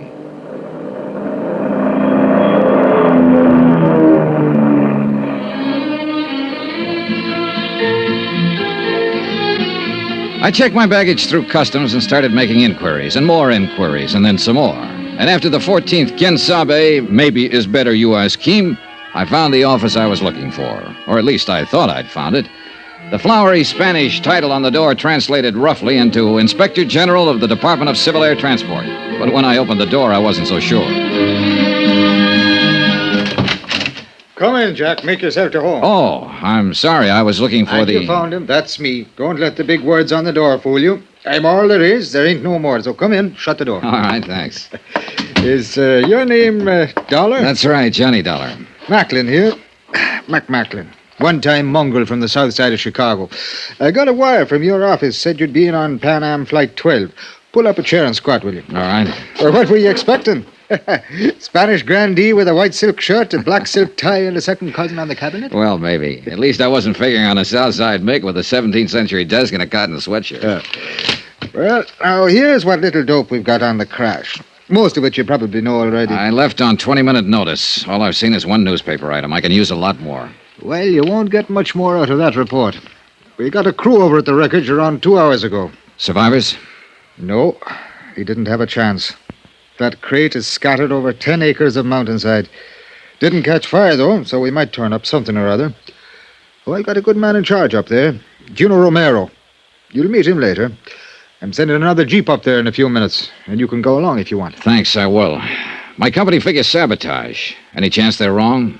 Could it have been accidental? Equipment failure, personnel failure, something like that? Well, if I thought so, I'd be up there at the wreck myself. That'd be my kind of job. But this one's different. You know, it's detective work, your kind of job. And Gino Romero's. Now, he talks as soft as a girl out of finishing school. Looks a little like one, in fact. But underneath it, he's as sharp as a tack and tougher than an old boot full of nails. What actually happened when the plane went down? All I've heard is that it blew up in midair. That's right. Well, a few Indians were the only ones who saw it. They were burning charcoal up on a slope at about 9,000 feet. They were watching the plane circle, gaining altitude. Then one big flash, the tail blew off. Pilot didn't have a chance. He rode it straight into the side of the mountain. The tail? That sounds like the baggage compartment. That's the way I figure it. An explosive of some kind, a time bomb smuggled on board before the takeoff. I'm covering that angle from this end. I'm rounding up every one of the baggage gang, the maintenance crew, anybody who had a chance to get near that plane before it left the field out there. And what have you found out? Well, so far, nothing. We're trying to check back, too, on the individual passengers, the plane crew, trying to find out who might benefit by having any one of them dead. Well, I guess that'll be your angle, too. Yeah. Yeah, at least as far as insurance is concerned. Well, there were 3 flight policies issued, and the names are in the reports here. Yeah, I know. I've got them. The Home Office gave them to me, along with the names of the beneficiaries. I haven't talked to any of them yet. I figured that you know how to go about it better than I would. And there's another possible insurance angle, and that's the cargo. Do you know if there was anything valuable on board? Worth destroying for the insurance, you mean? No, it was done by somebody who deliberately set out to kill one of the 10 people on board that plane. And who didn't mind killing 9 others to get that one. It was premeditated, cold-blooded. Now, you get him, Johnny. Get him for me, and then just leave me alone with him for about... Come in. One of you is Senor McLean, Inspector General del Departamento... Yes, that's me. What can I do for you, Jack? They will not give to me any information, Senor McLean. Not the police, nor the airline office, nor any... Who are you, and what information do you want? I am Ramon de Lagos, Senor, and I am here... De Lagos? Wait a minute. That's the name of one of the... Yes. Look, are you related to Maria de Lagos? My wife. She was on the plane. Now tell me, please, what news do you have? Have you reached the scene of the crash? Yes, we have. 2 hours ago. And what did you... Is there any chance... I'm sorry, there were no survivors. No. Oh, no. I'm sorry, Senor de Lagos. It is too terrible. I didn't know you were here in the city, or I'd have let you know right away. I sent word to your office in Havana. I have been here for 6 weeks. Maria came for a visit only a few days ago. Now... I know, it's a rough deal. I'm sorry. Oh, this is Johnny Dollar from the States. Senor. Later, sir. He's here to investigate the cause of this thing. What is the use, Senor? It will not return life to the dead. No, but I don't like to see a murderer get away with it. A murderer? Then the rumors are true. The plane was destroyed deliberately. It is hard to believe that anyone would... Senor McLean, what arrangements are being made? The bodies will be brought down to the Federal District Hospital. and I'll see that you're notified. Gracias, senor. Now, let's see. I believe your wife's brother, Don Serrano, is staying at the Hotel Regis. Yes, he is. But I am at the Monte Casino. Don Serrano and I are not friendly. I see. All right, senor, then I'll contact you at the Monte Casino as soon as I have word. You are very kind. And again, I'm sorry. Yes, that is all one can say. Adios, senores. Know anything about him, Mac? Well, only what his wife filled out on the flight form. He's Cuban, residence and business address Havana, in the export game. And you know, of course, that his wife was one of the 3 people who took out accident policies. But naming her brother, Don Serrano, as beneficiary, I wonder why. Well, that's one of the 6 dozen questions you can ask when you start prowling. Look, I hate to rush you, Johnny, but I ought to start that jeep up the mountain. I'm ready anytime. I'll let Gino know you're coming. And you check with me if you want anything. You'll have full cooperation from the federal police and the government. And to repeat just one thing, Johnny. Yeah, I know. Whoever did it, get him. Check.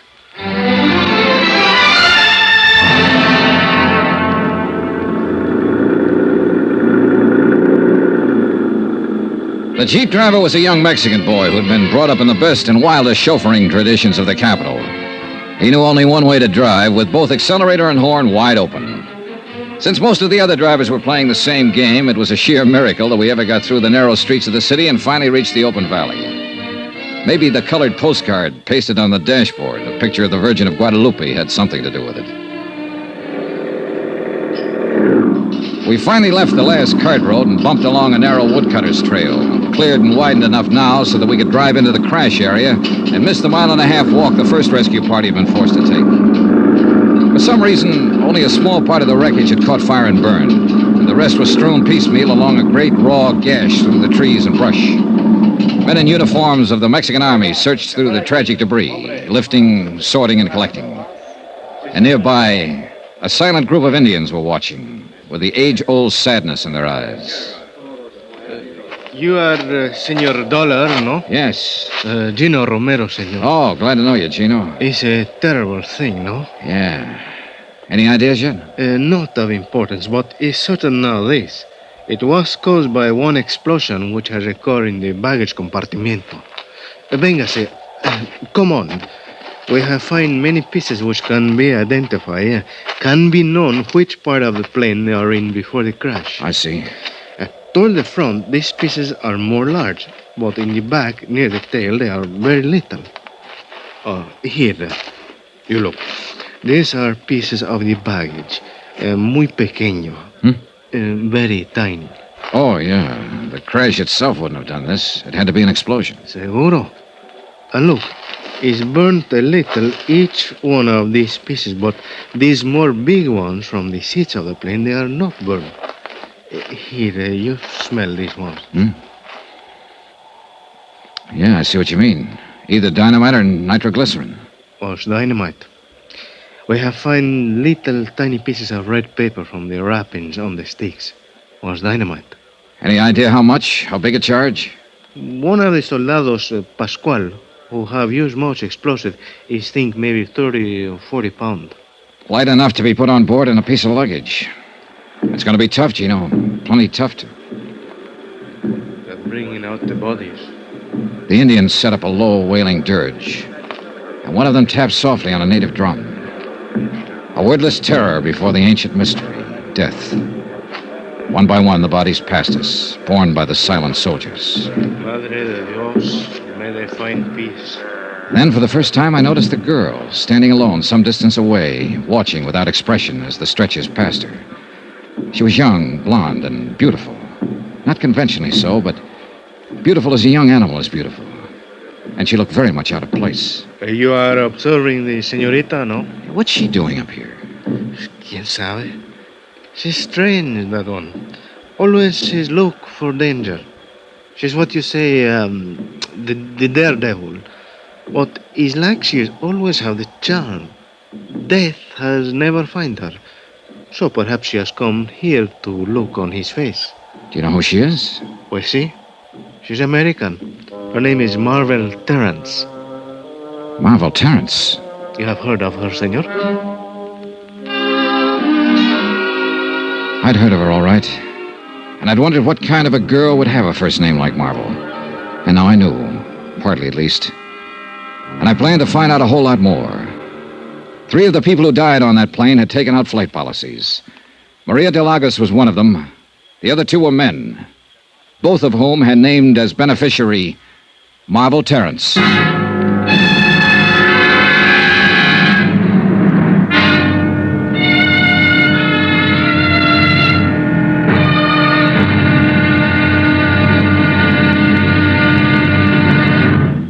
Now, here's our star to tell you about tomorrow's intriguing episode of this week's story. Tomorrow, a fighting girl and a lucky break. And then murder cancels the score. Join us, won't you? Yours truly, Johnny Dollar.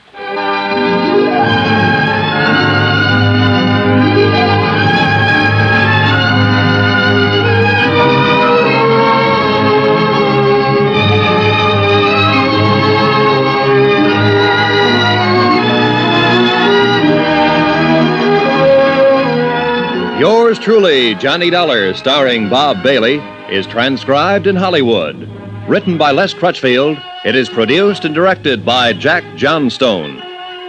Be sure to join us tomorrow night, same time and station, for the next exciting episode of Yours truly, Johnny Dollar.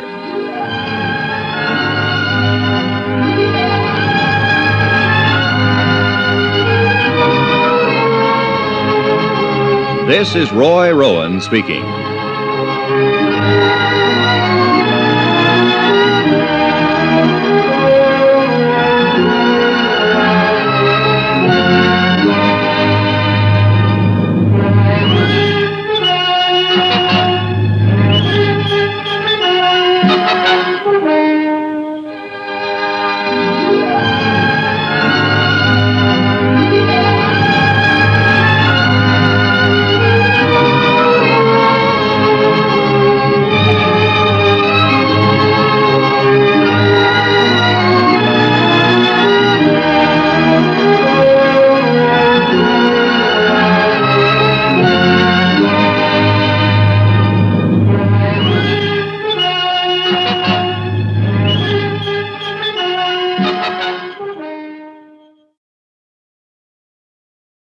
From Hollywood, it's time now for... Johnny Dollar here. Go ahead. Macklin, Johnny. Is Gino around? Yeah, he's over across the slope at the moment. They're getting the bodies out of what's left of the plane. Well, how does it look? Anything new? Nothing we hadn't already guessed. It was an explosion, all right. Dynamite in the baggage compartment. Probably put on board in a piece of luggage. Well, that figures. I've run into something down here in the city along those same lines. What do you mean? The ground crew remembers one of the baggage handlers acting strange before Flight 6 took off last night. A man named Ramirez. What do you mean strange? They say he had one suitcase that he wouldn't let any of the other handlers touch. Put it on the plane himself just before takeoff. Hey, you know anything about tigers, Mac? Tigers? I'm about to tangle with one.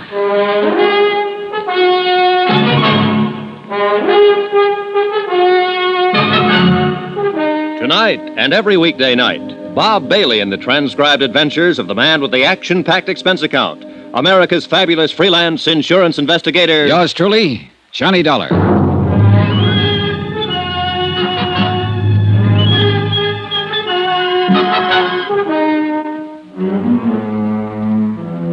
From Special Investigator Johnny Dollar, location Mexico City, to the Home Office Guaranteed Transport Insurance Company, Hartford, Connecticut.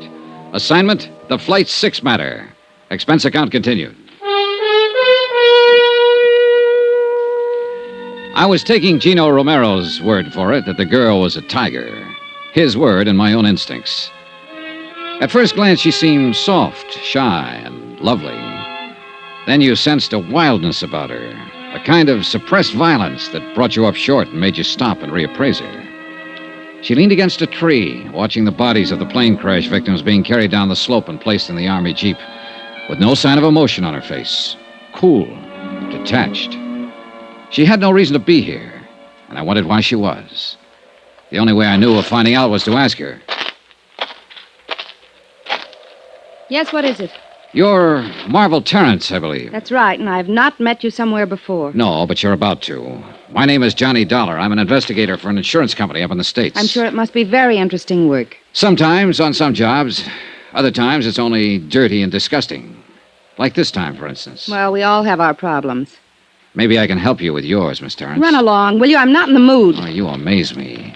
I think that seeing 10 bodies picked up and hauled away ought to put anyone in a gay, carefree mood. Look, beat it. You came out here sightseeing, didn't you? 20 miles from town? So you must like this kind of thing. I had friends on that plane, Mr. Dollar. So did a lot of other people. But maybe not as good friends as you had. I don't know what you're talking about, and I don't care. E.H. Palmer and Jim Rourke? Were those your friends, Miss Terrence? Now, let's get this straight. I'm not interested in playing footsies or any other game you have in mind. You're wasting your time, Buster. Now get going. Oh, wait a minute. Maybe you've got the wrong idea. This isn't just a social chat. No, you want to help me with my problem. Just one problem.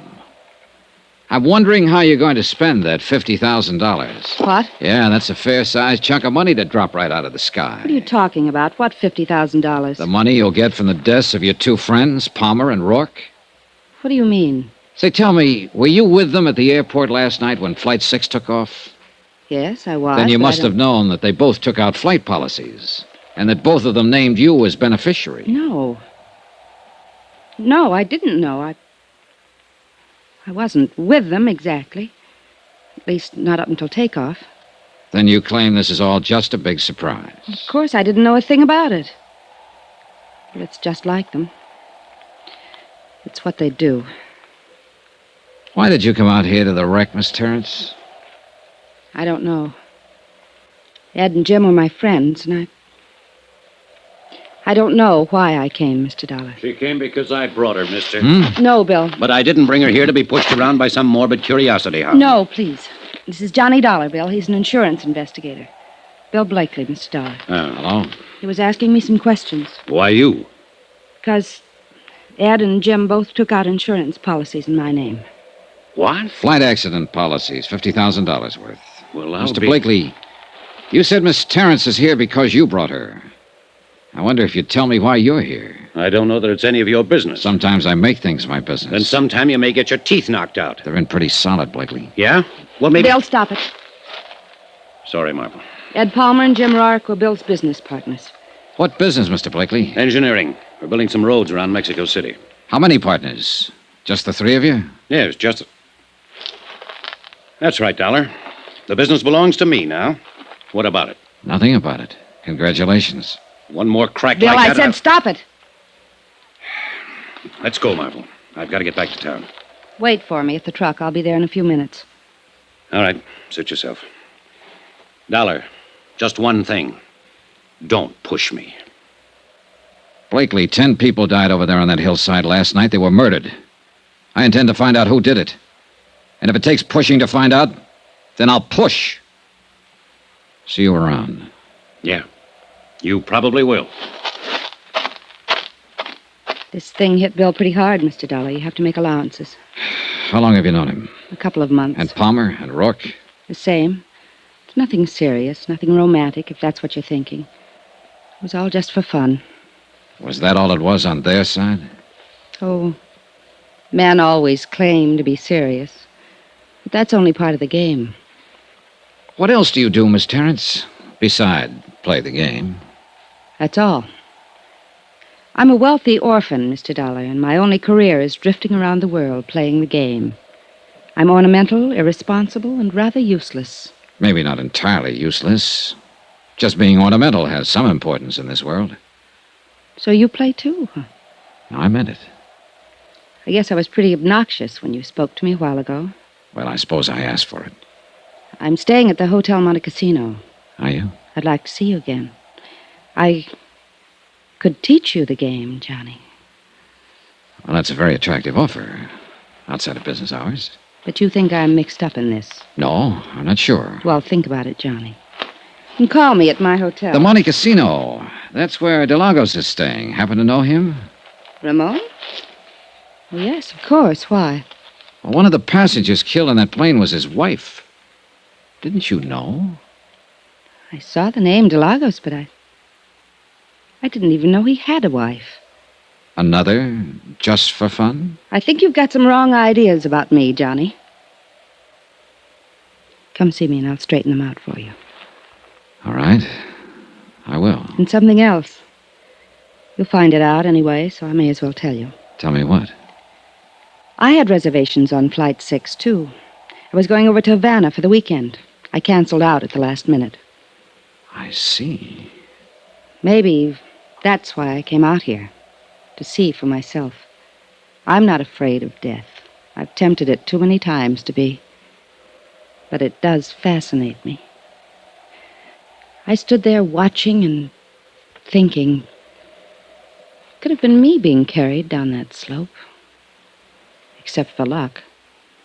Why did you cancel out at the last minute? I was talked out of making the trip. By whom? Bill Blakely. I watched her swing down the slope, lithe, erect, and lovely.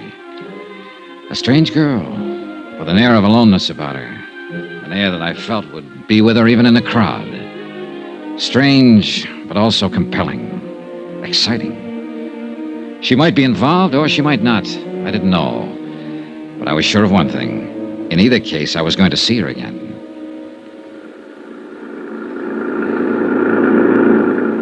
An hour later, Chino Romero and I were heading back toward the city in the government jeep, leaving behind us the wrecked plane, the crushed trees, and the lonely slope on the mountain. You have found a young lady of interest, senor? Yeah, I found her of interest. Always she's doing the crazy things. Daredevil, flirting with the eyes, looking for danger. Playing the game, she calls it. Si, senor.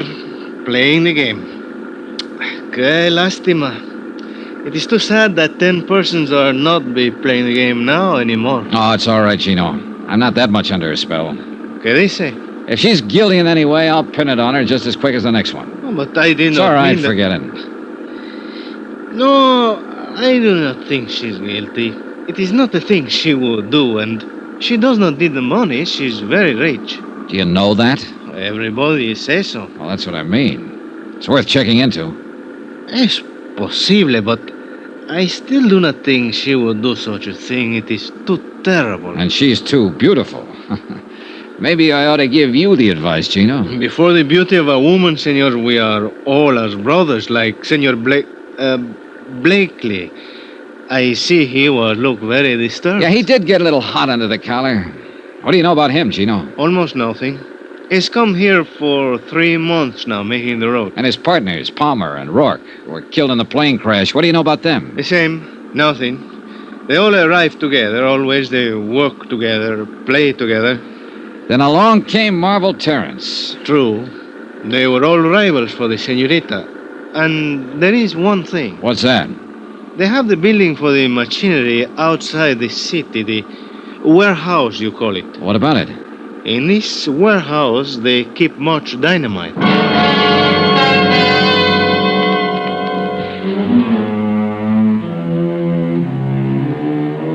Chino dropped me at my hotel, the Del Prado, on Avenida Juarez. I changed clothes, cleaned up, sent some telegrams to the States. And about that time, Mac Macklin phoned up from downstairs and asked me to join him in the bar.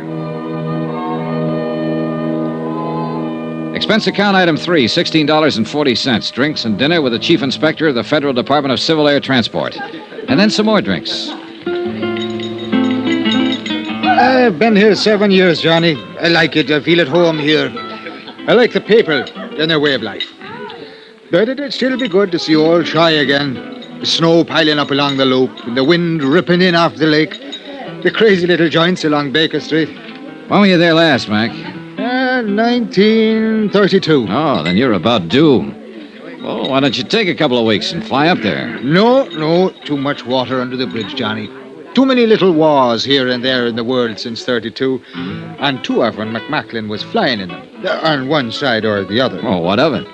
Well, you know, Uncle Sam frowns on that kind of thing, Johnny, so we've got a sort of an understanding. I stay the heck away, and he forgets about me. I see. I've got no complaints, actually. I'm doing all right here, but sometimes I sure do get homesick for the old town. Of course, it's probably changed so much that Oh, yeah, yes. Con permiso de telephone, Senor Macklin. Oh, thanks. I plug it in.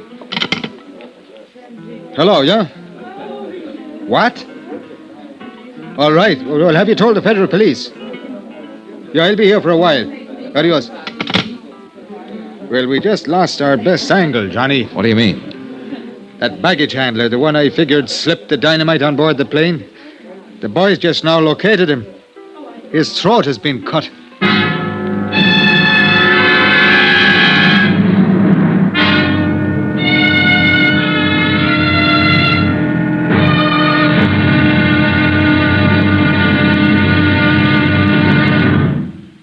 Now, here's our star to tell you about tomorrow's intriguing episode of this week's story. Tomorrow, a bereaved relative lies.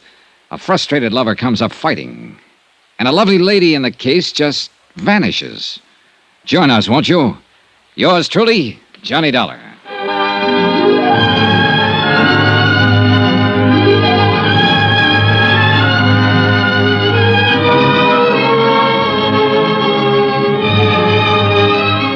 Yours truly, Johnny Dollar, starring Bob Bailey, is transcribed in Hollywood. Written by Les Crutchfield, it is produced and directed by Jack Johnstone.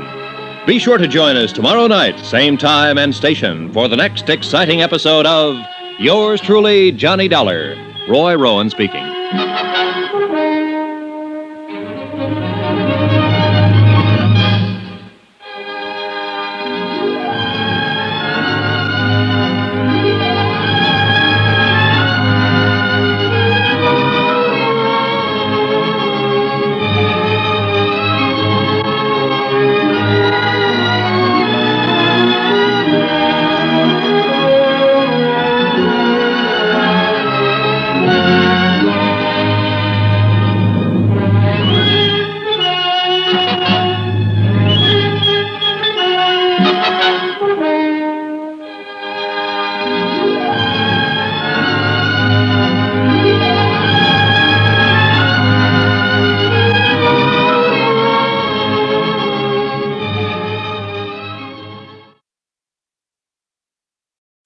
From Hollywood, it's time now for Johnny Dollar. This is Don Serrano de Almeida y Pico. Oh? We have not met, Senor Dollar. No, all right. I've been sure to remember the name. Don Serrano. Oh, wait a minute. You're Maria Delago's brother. That is correct. I was planning to call on you this morning, Don Serrano. That will not be necessary, Senor, since I am taking the liberty of calling on you. I am downstairs in your hotel at this moment. Oh, I see. I believe I may be able to cast some light on the unfortunate tragedy which overtook my poor sister and the other passengers of that ill-fated airplane. Do you know something that hasn't come out?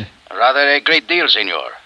I know the crash which resulted in the deaths of 10 innocent people was the evil work of a diabolical maniac. Yes, well... A product of the warped mind of a scheming, worthless, unspeakable dog, a sneaking, money-hungry snake, a scurrilous, unprincipled... Don Serrano. Si, Senor. Come on up.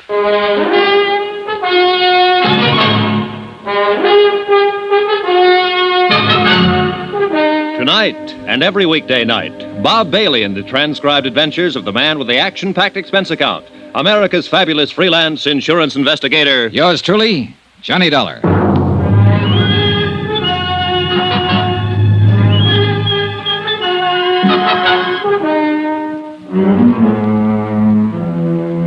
From Special Investigator Johnny Dollar, location Mexico City, to the Home Office Guarantee Transport Insurance Company, Hartford, Connecticut.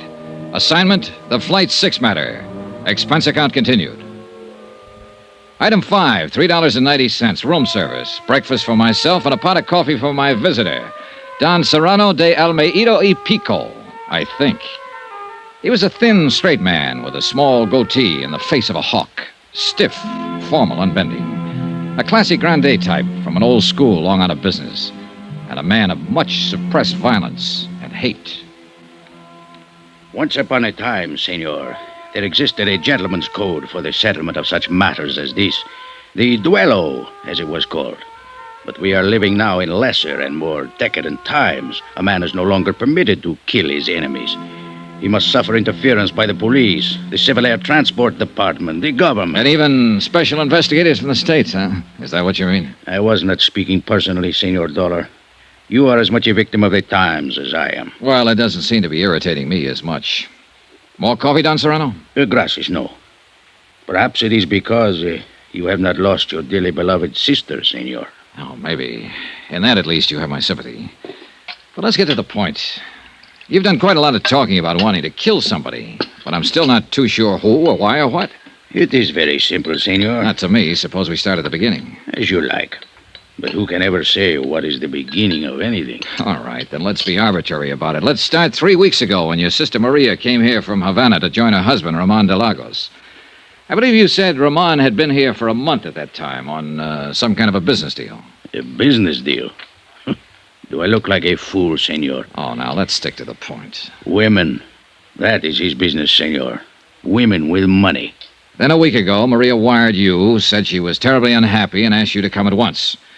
And when you got here, she told you what was the matter. She said Ramon was carrying on with an American girl named Marvel Terrence. A Jezebel, senor. So you took over. You got Maria an airline reservation back to Havana on Flight 6, the one that crashed, and told her you'd handle Ramon. Oh, she was putty in his hands.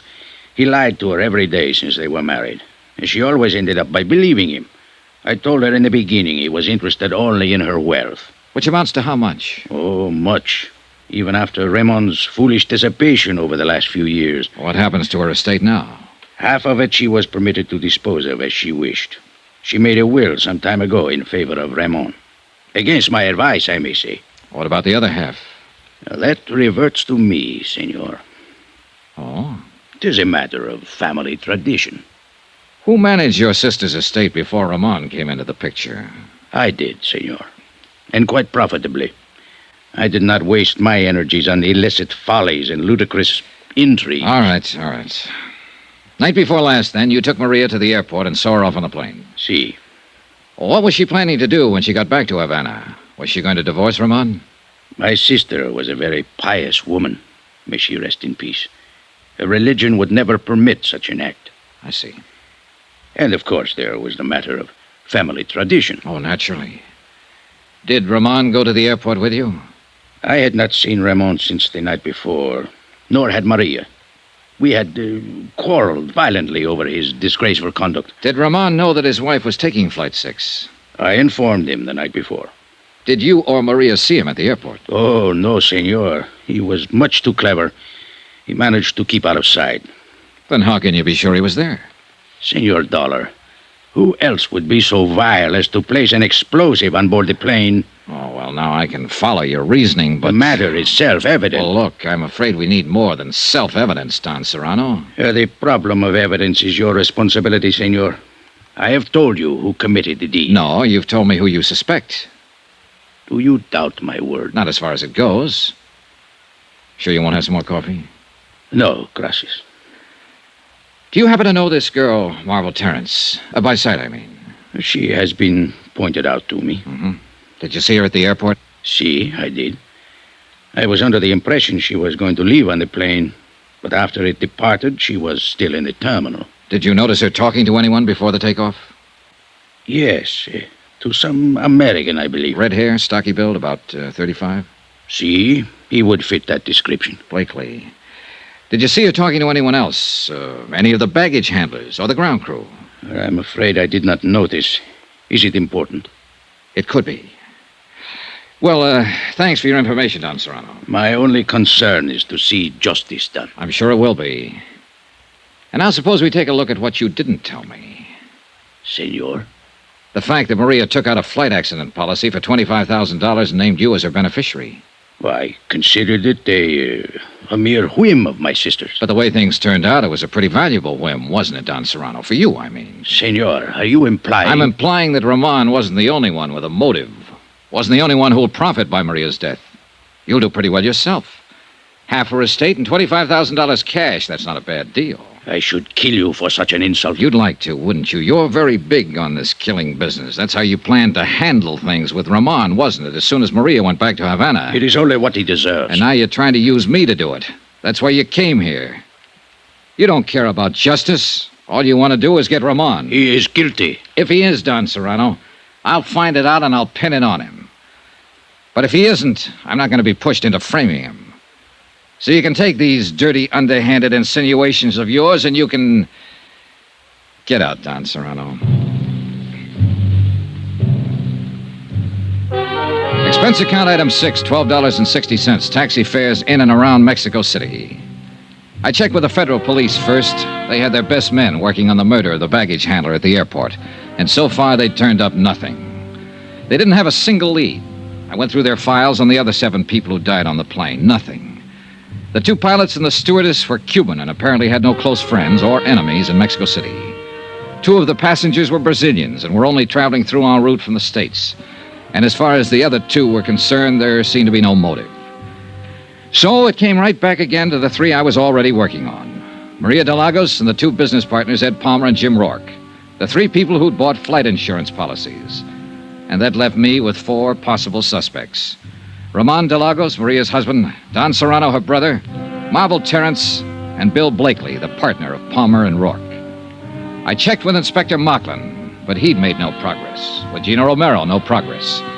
I tried to reach Blakely, but he hadn't shown up at his office. I phoned Marvel Terrence and got a reluctant agreement from her to meet me for lunch. I waited for her at the Vendôme for an hour. She didn't show up. Finally, at 1 o'clock, I went to her hotel. Oiga, mozo, traiga el equipaje del cuarto número 85. Ahorita vaya. Ándale, pues. Sí, senor. What can I do for you? I'd like to see Miss Marvel Terrence. I wonder if you... Miss Terrence. Que señorita tan bonita, tan hermosa. Yeah, well, if you'll... She's the most beautiful woman where I ever stay at this hotel. Yeah, she's pretty gorgeous, all right. Would you mind Sometimes I think everybody in the world is in love with this señorita.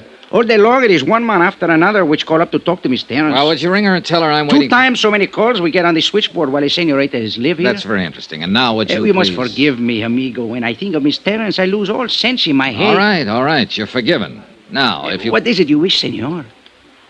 Will you ring Miss Terrence and tell her I'm waiting down here in the lobby? Immediately, senor. Your name, please? Johnny Dollar. Johnny... D-O-L-D-O... How you spell it, please? D-O-L-L-A-R. L-A-R. Gracias. I will tell her at once that you... Sacre nombre. I had forgot. Forgot what? She's not here no more, senor. What? She has checked out of hotel at 11 o'clock this morning. Expense account item 7, $2.10. Lunch at the Monte Casino Hotel, alone. I was sorry she'd skipped. I guess I was secretly hoping Marvel would turn out to be in the clear. But if she were, then why run out? It didn't add up. I paid my check and started to leave the dining room, and at the entrance I ran square into a man I was planning to see later in the day. He didn't seem very happy about it. Senor Dollar. How are you, Ramon? It is a pleasure to see you again, senor. And I'd now, like to if talk will to you a excuse couple of minutes. Come on, let's step into the bar. But I have a most important engagement, senor. Oh, this is important, too. I understand you're a friend of Marvel Terrence's. See, it is my honor and pleasure. Well, she's checked out of the hotel here. Do you know where she went? Oh, senor, I do not discuss the private affairs of my friends. Oh, knock it off, Ramon. This isn't a tea party. 10 people have been murdered by an explosion aboard a plane. One of them was your wife, remember? I cannot help you. I know nothing of Miss Terrence's plans, and now... I talked to your brother-in-law this morning, Ramon, Don Serrano. He tells me you're the one who put the explosive on board the plane. It is a lie. He seemed pretty certain of it. He tells me you stand to inherit half of your wife's estate. Then he is better informed as to the details of the matter than I am. I do not know what happens to the estate, senor. He seems to think you wanted to get your wife out of the way in order to have a free hand with Miss Terrence. Don Serrano, as you may have noticed, is a bigoted and jealous old fool who thinks only of money. He knows better than that. What do you mean? Maria was different from the women of your country, senor. She understood such matters as my friendship with Miss Terrence. And accepted them? Except such times as Don Serrano goaded her into being foolish, yes. It is a difference of the Latin temperament, senor. I see. Then there was no trouble between you and Maria? None of importance. The trouble was Don Serrano. He has hated me from the day of our marriage, because from that moment on he no longer had any control over Maria's fortune. If you wish to discuss this further, senor, I will be happy to do so later, but I must leave now. Con su permiso. I watched him hurry out of the hotel. I had no real reason to stop him and no authority to. On sudden impulse, I crossed the lobby to the public phones, called the Hotel Regis, and asked for Don Serrano de Almeida y Pico. Don Serrano had checked out. No forwarding address. I called the Del Prado and asked for Bill Blakely. Mr. Blakely had checked out. No forwarding address. I left the phone booth and hurried back to the desk. The clerk was very sorry. Ramon de Lagos had checked out earlier in the day. No forwarding address.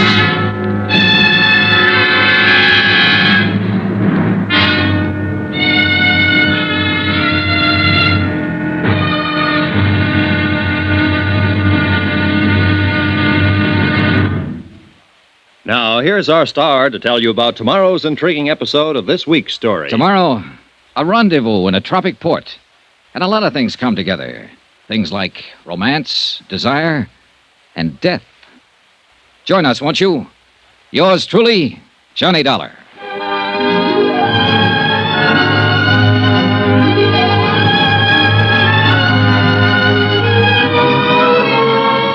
Yours truly, Johnny Dollar, starring Bob Bailey, is transcribed in Hollywood.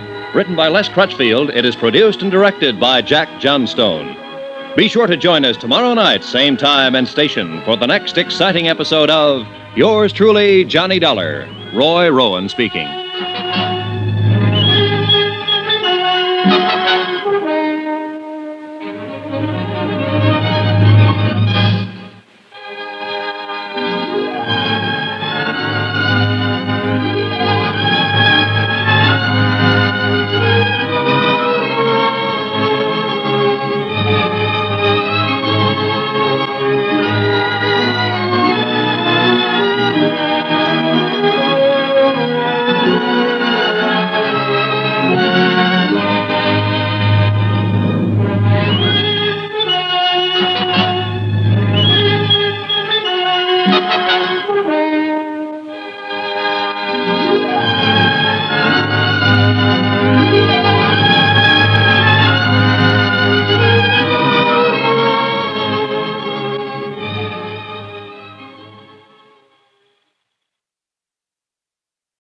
From Hollywood, it's time now for Johnny Dollar. Inspector Macklin's office. Gino Romero. Oh, Gino. What did you find out? Did you locate any of them? Beneficiaries of the crash of Flight 6? Si, senor. It was an affair most simple. A matter of making a telephone call to the airport. Then they've left Mexico City. Si, senor. The senorita Marvel Terrence has taken the 10 o'clock plane this morning to Acapulco. Oh? Senor Blakely has taken the 11:30 plane to Acapulco. Senor Ramon de Lagos has taken the 2 o'clock... Plane to Acapulco. And what about Don Serrano? Oh, with him, it's different. At 2:45, he's depart from Mexico City in a special charter plane. Look, Gino, is there another flight to Acapulco this afternoon? But, of course, at 4:30. Already I have 2 reservations. Good. I'll meet you at the airport. What's the flight number? Gino. I'm scared to think of it. This one is also called Flight 6.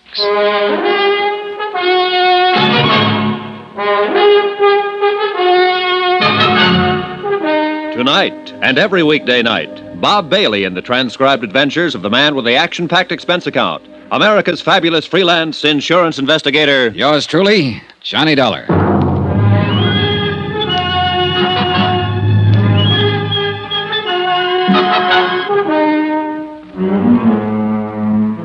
From Special Investigator Johnny Dollar, location Mexico City, to the Home Office, Guaranty Transport Insurance Company, Hartford, Connecticut. Assignment, the Flight 6 matter. Expense account continued. Item 9, $63.45. Incidentals in Mexico City and plane fare to Acapulco. One more of the sharp contrasts of Mexico. We left the stiff formality of the city behind us, the cool, thin air of the high plateau, and 50 minutes later, we stepped off the plane and into the steaming heat of the tropics. Barefoot tourists in shorts and barefoot natives in white cotton dungarees. Soft brown skins and flashing teeth. Mangoes, papayas, and the heady scent of tropical flowers. Blue sky, blue Pacific, and a burning sun. And a bay so bright and beautiful it breaks your heart. Acapulco.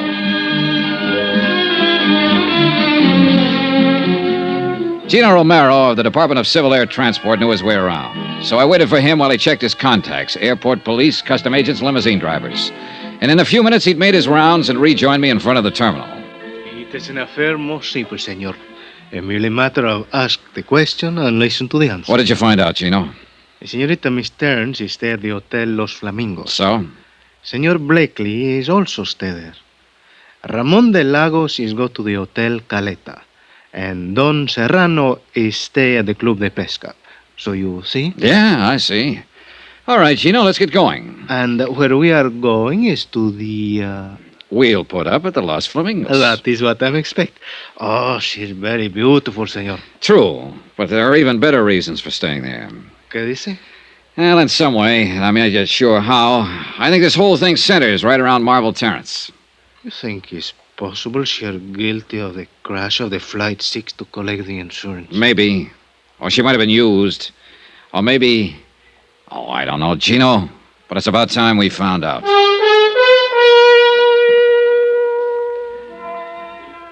Expense account, item 10, $1.50. Limousine fare from the airport to the hotel. The Flamingos is built on a point near the far end of the peninsula, set on a headland high above the white smother of surf below. And there, just before dusk, with the western sky a yellow blaze of glory beyond the far rim of the Pacific, I found her. She was sitting on the open terrace by the edge of the cliff. And once again, she was alone. Sit down, Johnny. Thanks.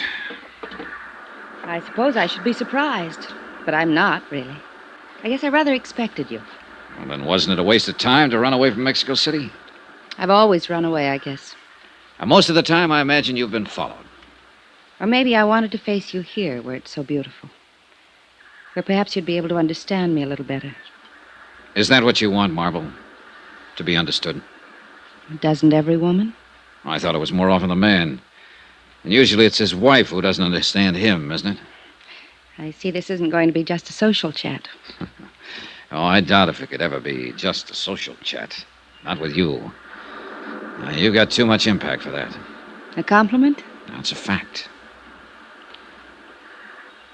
There's no place else in the world with sunsets like the ones here. Every evening.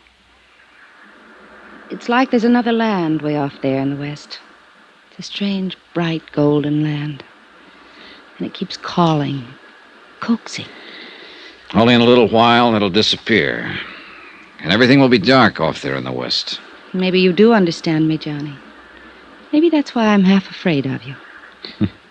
Another reason I ran, maybe. I can be a fool, easy. Sort of hereditary defect, you might say. Well, that's a common affliction. Rarely fatal. Rarely doesn't help. Once is enough. You know something? When I die, I want to be buried up there in the middle of a sunset.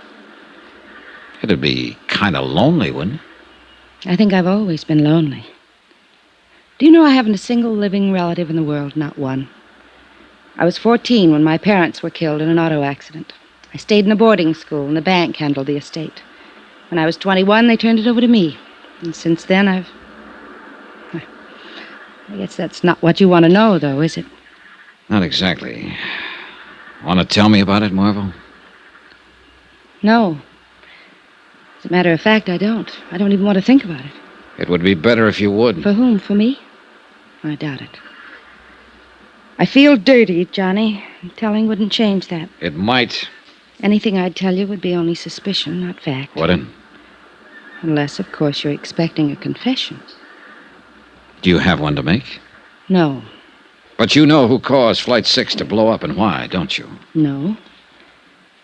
I can make a guess, that's all. Like to tell me that guess?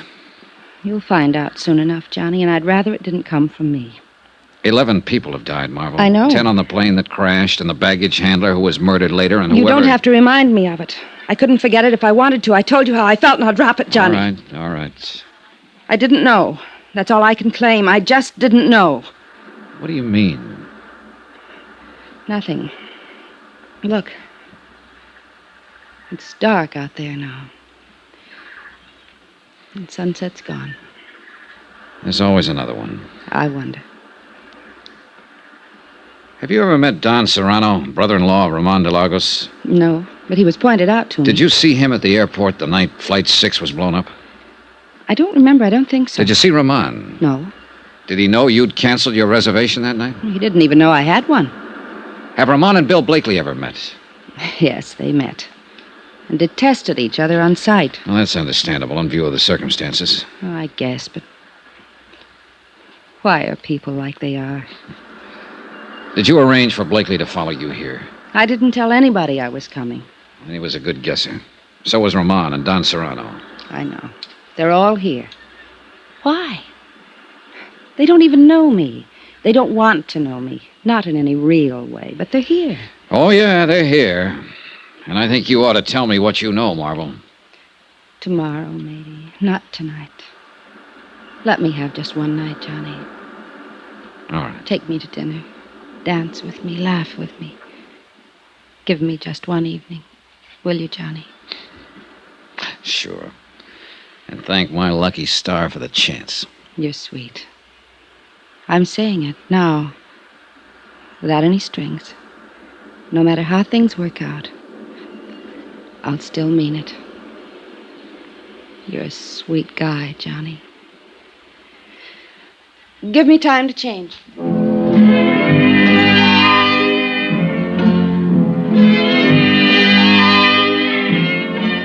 I went to my room and made 2 phone calls while I waited for her. The operator at the Club de Pesca informed me that Don Serrano was not in. The clerk at the Hotel Caleta said the same thing about Ramon de Lagos. I didn't leave my name with either of them. Bill Blakely was staying in room 23, a few doors on down the terrace, so I decided to go have a talk with him before I went out to dinner with Marvel Terrence. But as it happened, I didn't have to go to that much trouble. Yeah, who is it? Blakely, I'd like to talk to you. Come on in.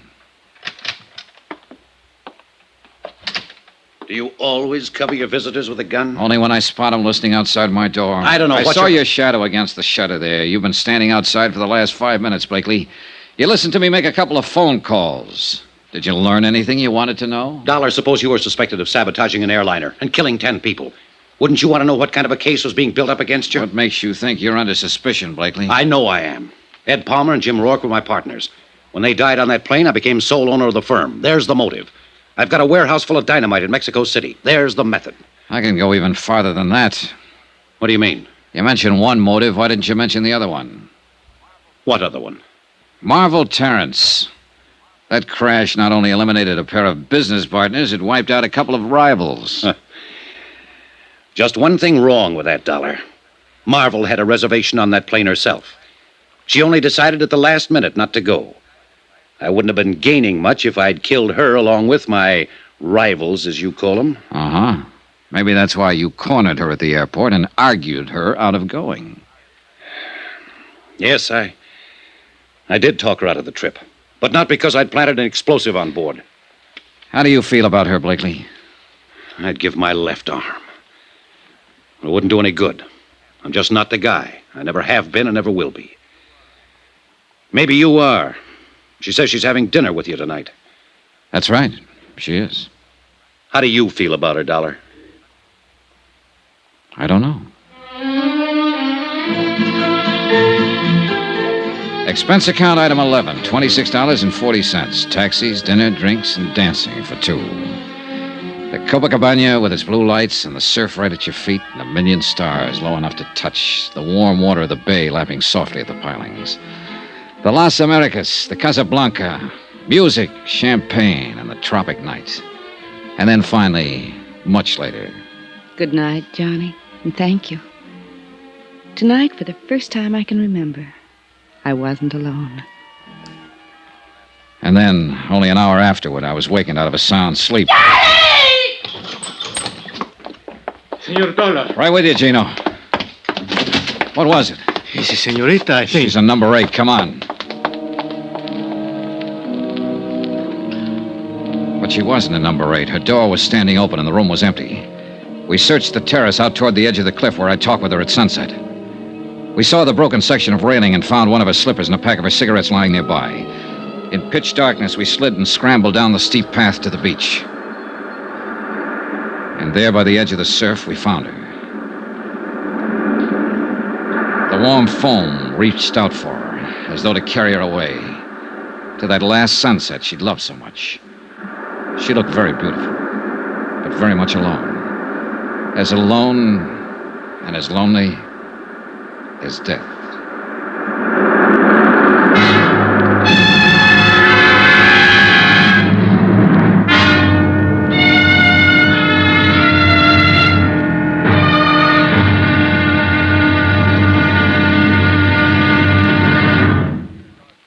Now, here's our star to tell you about the final intriguing episode of this week's story. Tomorrow, a desperate killer is cornered and strikes back in a deadly counterattack. Final showdown. Join us, won't you? Yours truly, Johnny Dollar.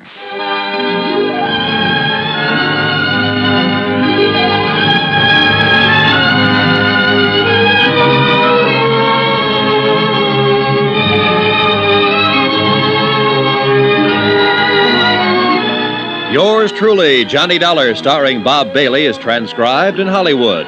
Written by Les Crutchfield, it is produced and directed by Jack Johnstone. Be sure to join us tomorrow night, same time and station, for the next exciting episode of Yours truly, Johnny Dollar. Roy Rowan speaking.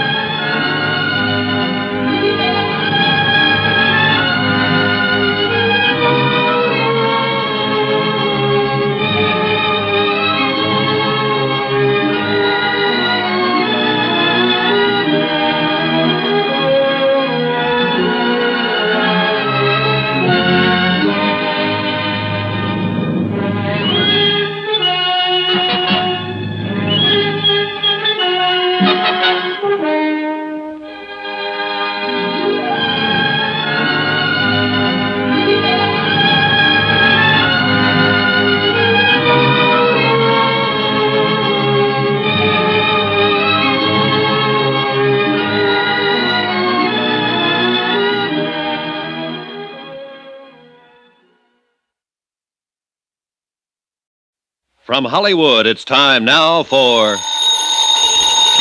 Johnny Dollar. Here is your call to Mexico City, senor. Oh, thanks. Hello? Macklin, Department of Civil Air Transport. Hi, Mac.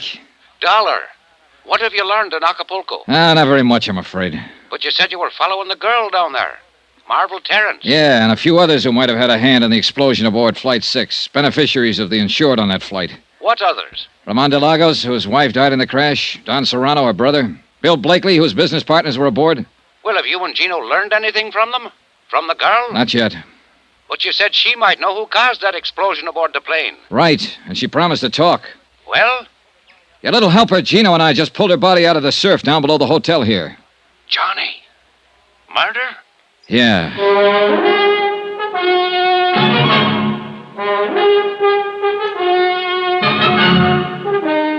Tonight and every weekday night, Bob Bailey in the transcribed adventures of the man with the action-packed expense account, America's fabulous freelance insurance investigator. Yours truly, Johnny Dollar.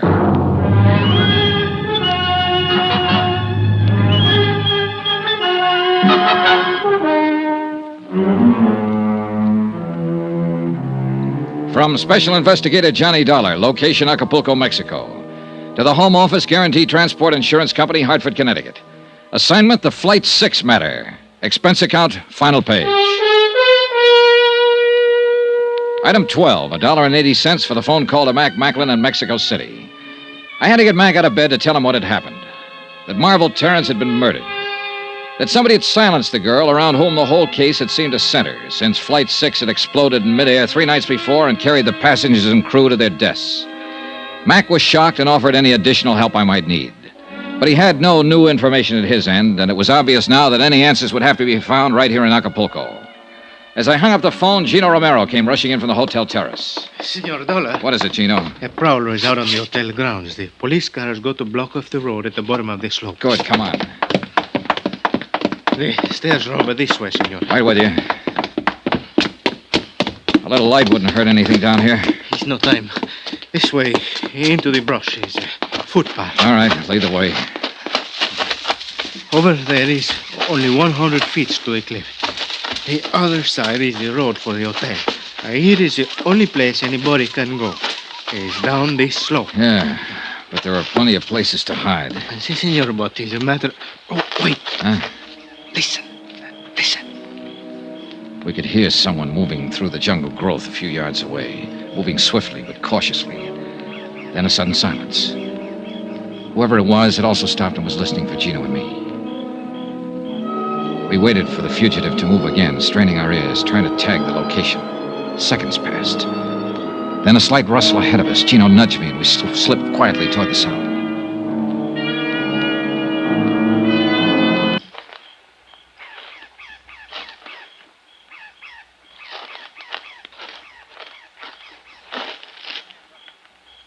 Get your hands up. Well. Buenas noches, Senor Dollar. You seem to be quite a night owl, Don Serrano. Not ordinarily, Senor. The circumstances which place me in this rather awkward position are not usual ones, I assure you. You were up there prowling around the hotel. Why? I was looking for my unmentionable brother-in-law. Ramon de Lagos? Why? What made you think he'd be here? I went to his hotel. He was not in his room. I knew he had not been able to see Miss Terrence since she had spent the evening with you. So I assumed he might be waiting for her here, at her hotel. And my assumption has, of course, been proven correct. Did you see him? No, but I heard the police discussing the murder of Miss Terrence. It was obviously Ramon's handiwork. Still after him, huh? My feeling about Ramon is not a secret, senor. Nor his about you. So why did you go to his hotel? To kill him. Why else? Time was running out, so we took Don Serrano back to the hotel to the police. One very important person hadn't put in an appearance. Gino went down to Bill Blakely's room, knocked on the door, then opened it with a passkey and went in. Blakely wasn't there. We searched the room. The bed has been sleeping, senor. Yeah, I notice. But for how long, that's the question. It's possible he was wake up when the senorita screams before she is killed. He might have been. He must have dressed. His pajamas are there on the floor. I wonder. ¿Quién sabe if it was a quarrel of lovers, the jealousy? He did not like it when the senorita was go with you tonight. I don't think it's that simple, Gino. Let's get this bag open, have a look inside. Maybe we can... It's not even locked. He seems to have been traveling light. There on the top, senor. Yeah, I see. What is it? Box of .38 caliber cartridges spilled open. And that piece of oilcloth. He had a gun packed in here. No, it's gone. He got up, loaded a gun, and left. Took the gun with him. If it was before the scream, that's one thing. But if it was afterward, then... What are you thinking, senor? I think we'd better take the police with us, get over to the Hotel Caleta, and check up on our third suspect. Ramon? But Don Serrano said he is not there. Don Serrano could say anything. I think we'd better get over there, Gino, and do it fast.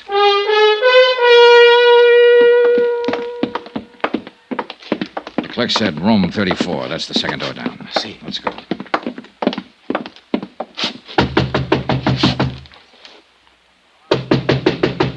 Ramon! Ramon! Who is it? Johnny Dollar, open up. Watch yourself, Gino. See. Come on in, Dollar. You're Blakely. Yeah. Better hand over the gun, Blakely. You won't get a chance to use it now. The police are out in the lobby. Okay. All right, thanks.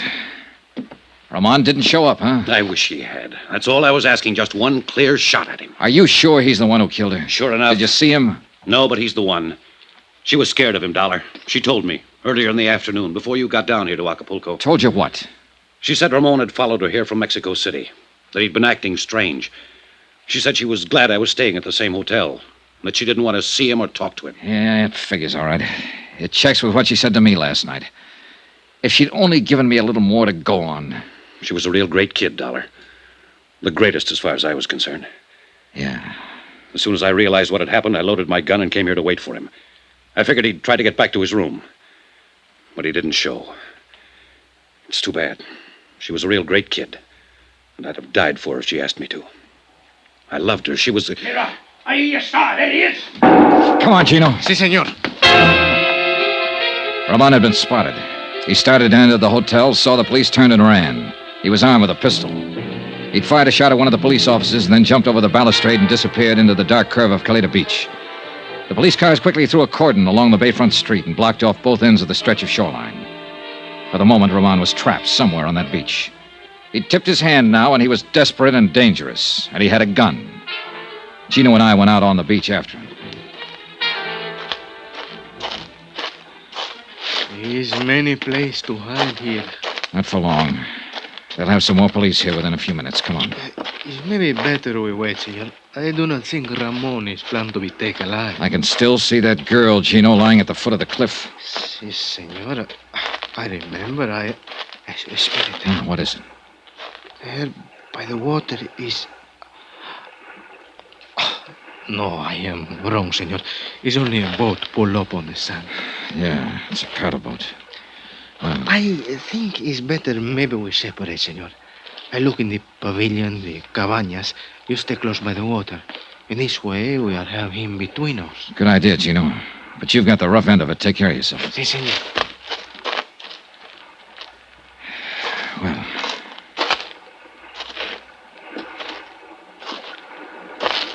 Not much cover along the shoreline here. Do not move, senor. Do not make a sound. Well, Roman. So you were hiding behind that boat. I have nothing to lose now, senor.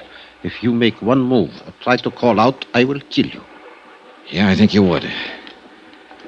All right, then, what comes next? This boat, you will push it into the water, but be very careful. If you make any noise, even by accident, I will kill you. Quickly now, hurry. Relax, Roman.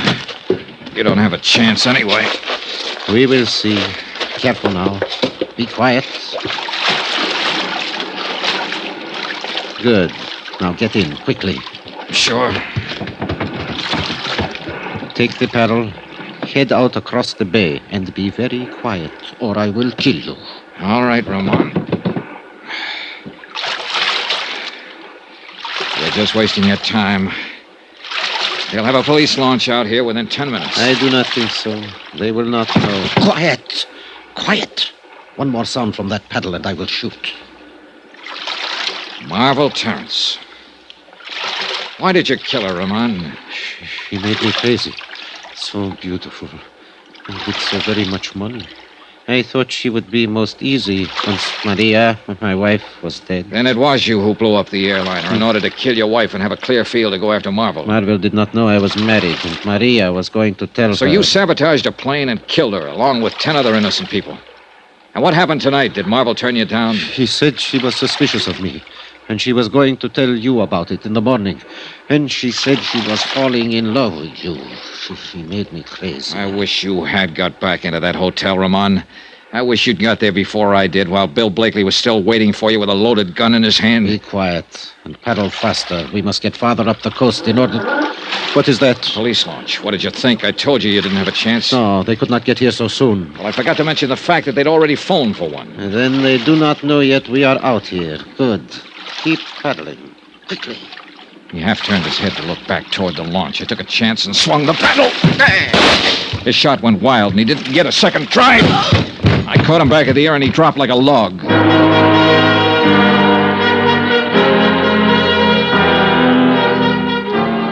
The police located our boat a few minutes later and hauled him over the gunwale and into the launch. And that should have been the end of it. But none of us realized Ramon's insane desperation.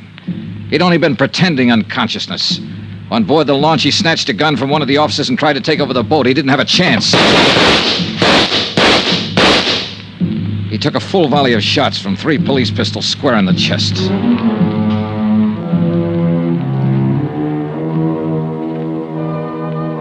Expense account item 13, $312.20. Hotel and incidentals in Acapulco and Mexico City and plane fare back to the States. Expense account total, $608.10.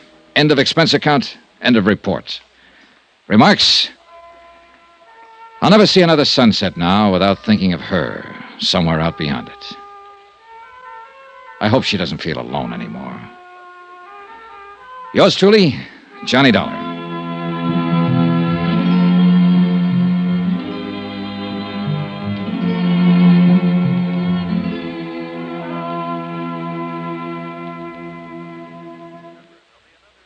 Remember, there'll be another intriguing story for you beginning next Monday night. Next week, a dead girl comes to life in a case that's packed with lies. Yet every one of them comes true. Join us, won't you? Yours truly, Johnny Dollar.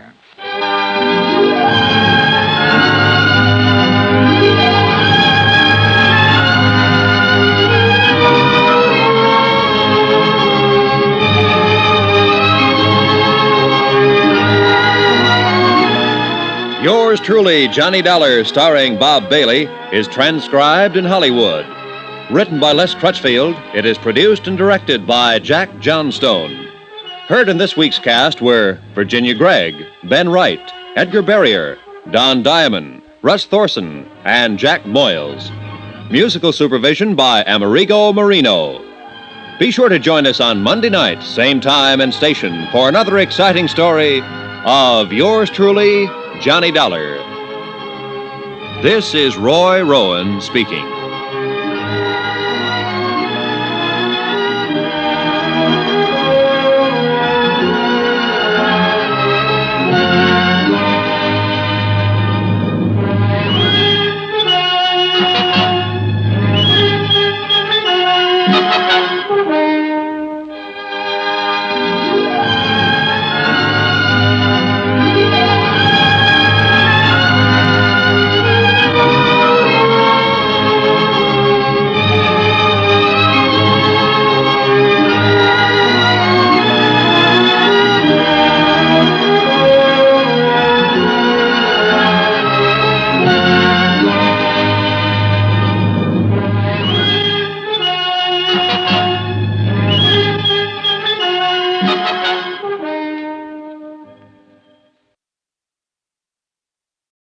From Hollywood, it's time now for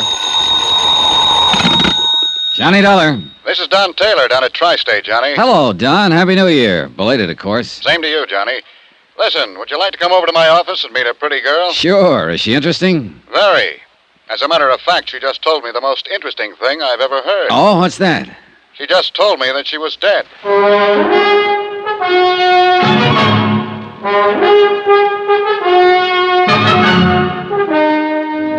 Tonight and every weekday night, Bob Bailey in the transcribed adventures of the man with the action-packed expense account, America's fabulous freelance insurance investigator. Yours truly, Johnny Dollar.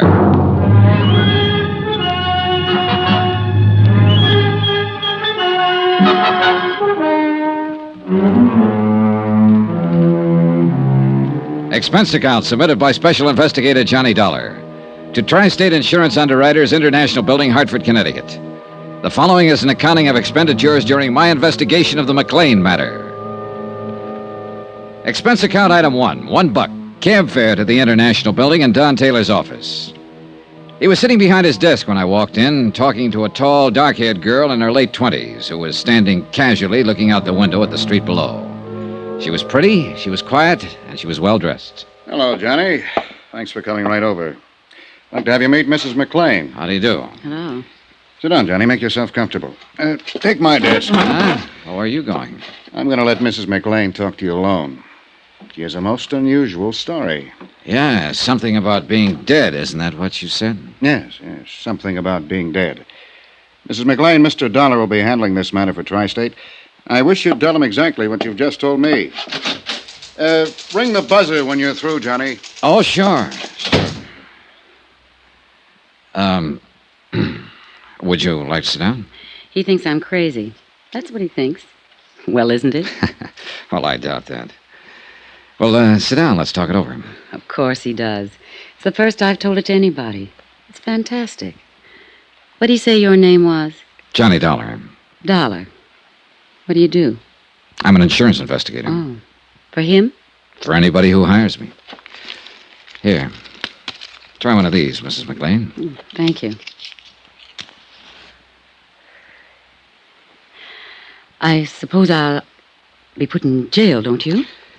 Look, Mrs. McLean, why don't you try to tell me some of the facts about, about whatever it is. The facts are, I'm legally dead, Mr. Dollar.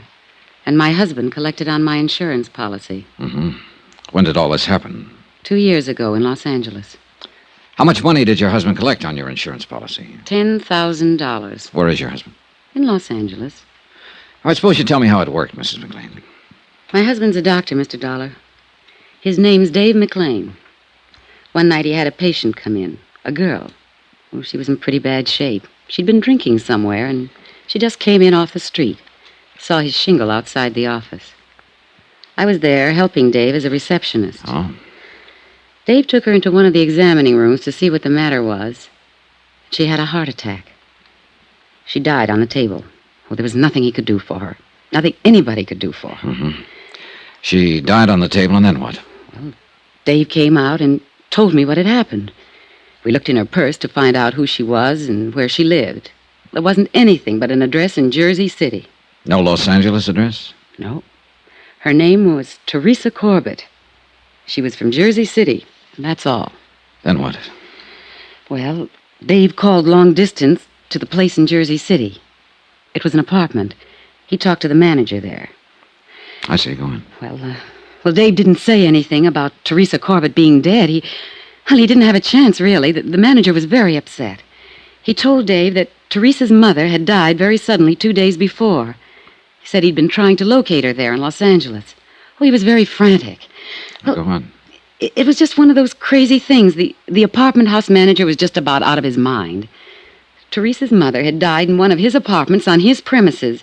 He himself had assumed responsibility for the body. He didn't know what to do about a funeral or anything else.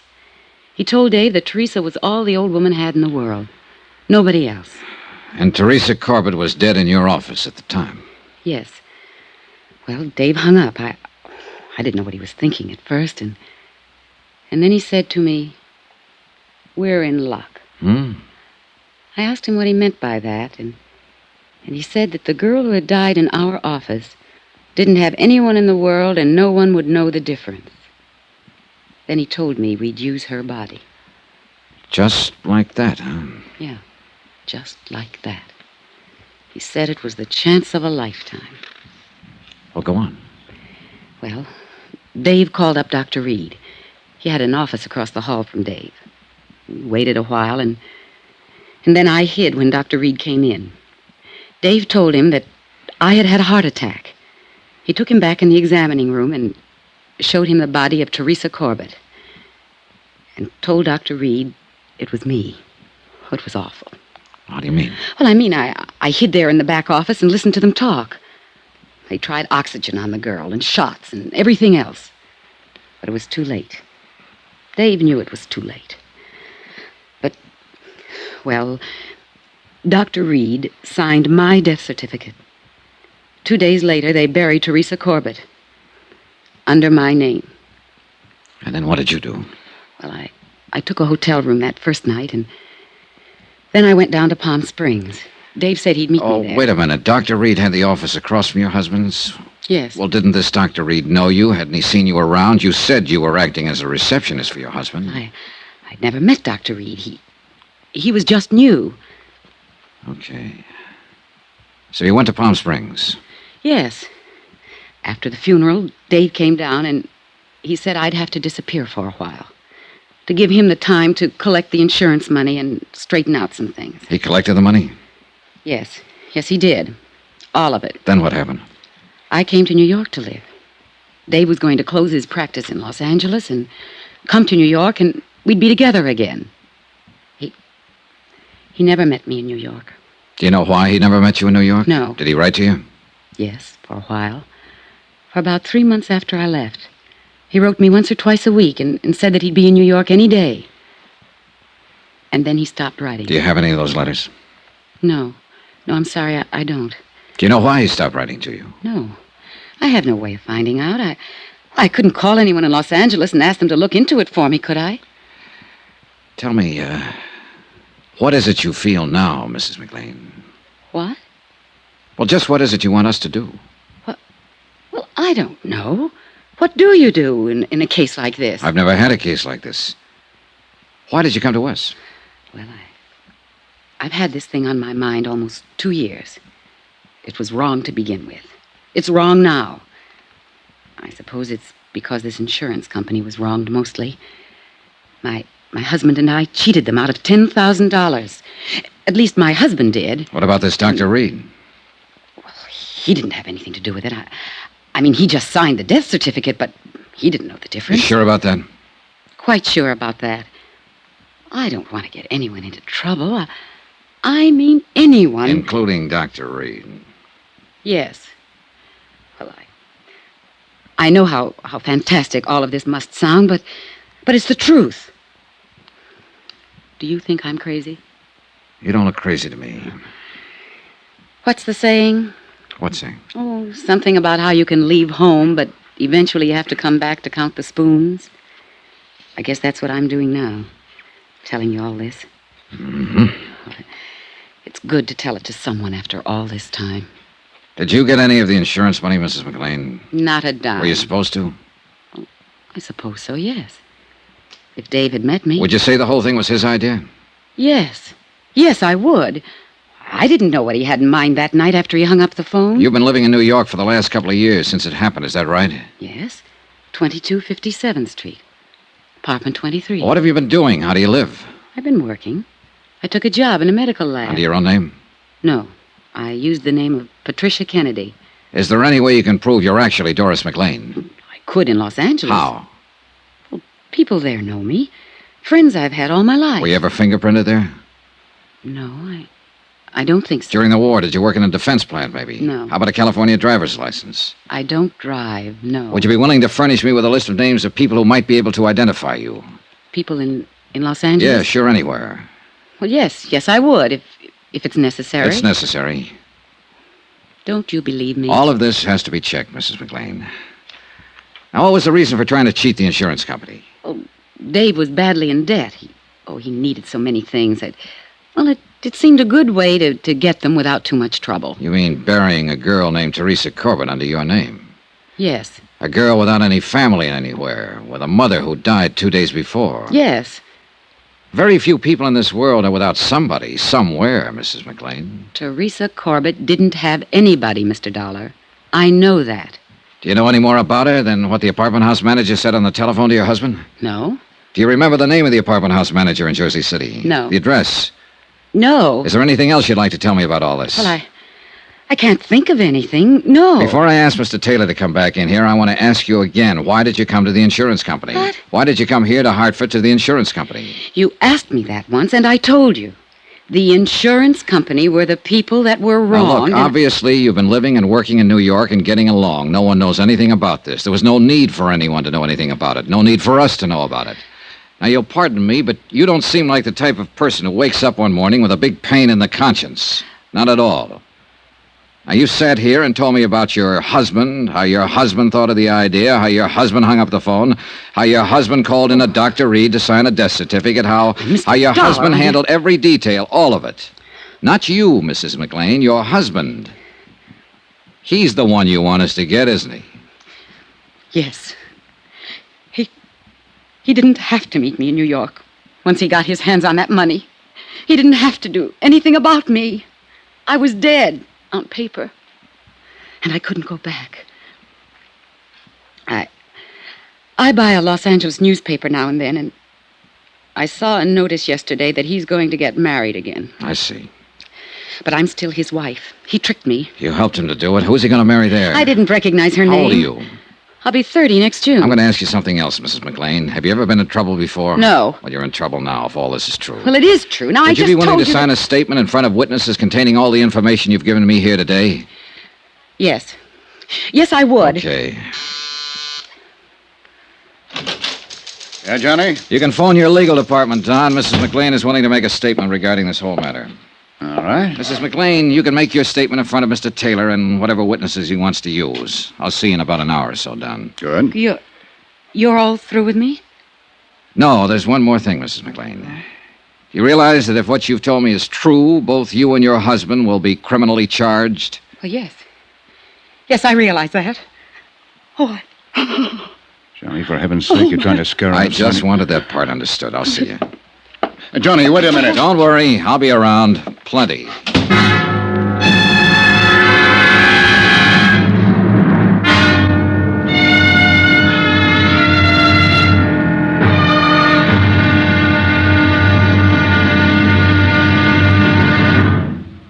Now, here's our star to tell you about tomorrow's intriguing episode of this week's story. Tomorrow, some well-thought-out lies, well, believe it or not, they come true. Join us, won't you? Yours truly, Johnny Dollar.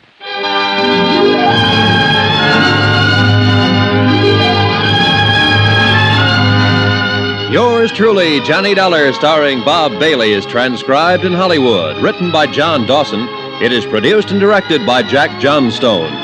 Be sure to join us tomorrow night, same time and station, for the next exciting episode of Yours truly, Johnny Dollar. Roy Rowan speaking.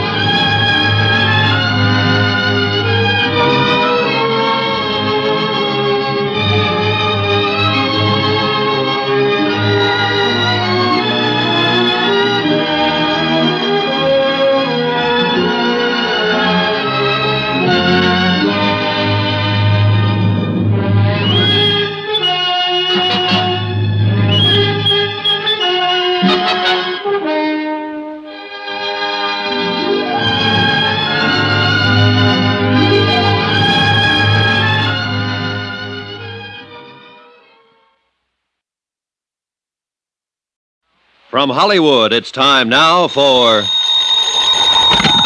Johnny Dollar. Don Taylor, what do we do about Doris McLean? Find out if she's telling the truth about being legally dead and having her husband collect her insurance, Don? No, Johnny. I mean right now. You can't press any charges against her or him until we get some facts. Well, she gave us a statement admitting everything. Can't we file charges on that? I'd rather not. Huh? Why? Oh, just a feeling. Call it a hunch if you like. Now, wait a minute. Don, I don't think she's told us the truth.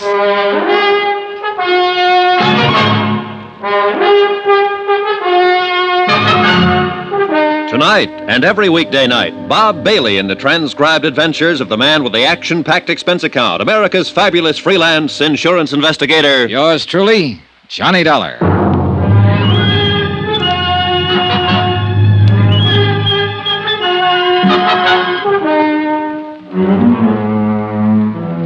Expense account submitted by Special Investigator Johnny Dollar to Tri-State Insurance Underwriters International Building, Hartford, Connecticut. The following is an accounting of expenditures during my investigation of the McLean matter. A dead girl who is very much alive. Expense account, item 2, $5. Lunch at a little place called the Copper Kettle for myself and Don Taylor. I think we should act, Johnny. Yeah, well, I don't. Not yet. Look, I listened to her whole story. You listened only a part of it, so get this. She was married to a doctor in Los Angeles, Dr. David McLean. Yeah. One night, 2 years ago, a girl named Teresa Corbett walked into his office, a little drunk and a little sick. She had a heart attack. She died. The doctor found a name and a Jersey City address in the girl's purse. He called up the New Jersey address, and an apartment house manager told him the girl's mother, her only living relative, died 2 days before. Dr. McLean hangs up and tells his wife he'll bury the other girl under her name and collect the insurance. No sense in going into all this, Johnny. Now, wait a minute. Doris McLean agreed to this. Her husband calls in another doctor and has the death certified. Doris McLean goes to New York. Her husband collects the insurance. But didn't meet her in New York, as he said he would. 2 years ago this happened, Don. Today she comes in and says, I'm tired of waiting for him. We cheated you. Do something to us. She also said she'd read a notice that her husband's going to marry some other girl.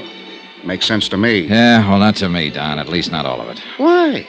Why not? What are you looking for? The holes, and there are plenty of them, Don. Look, for one reason, she told it the same way both times. For the second reason, if all this happened on the spur of the moment in Los Angeles, that is, the girl came into the doctor's office off the street and died suddenly, why would the doctor bother to call New Jersey?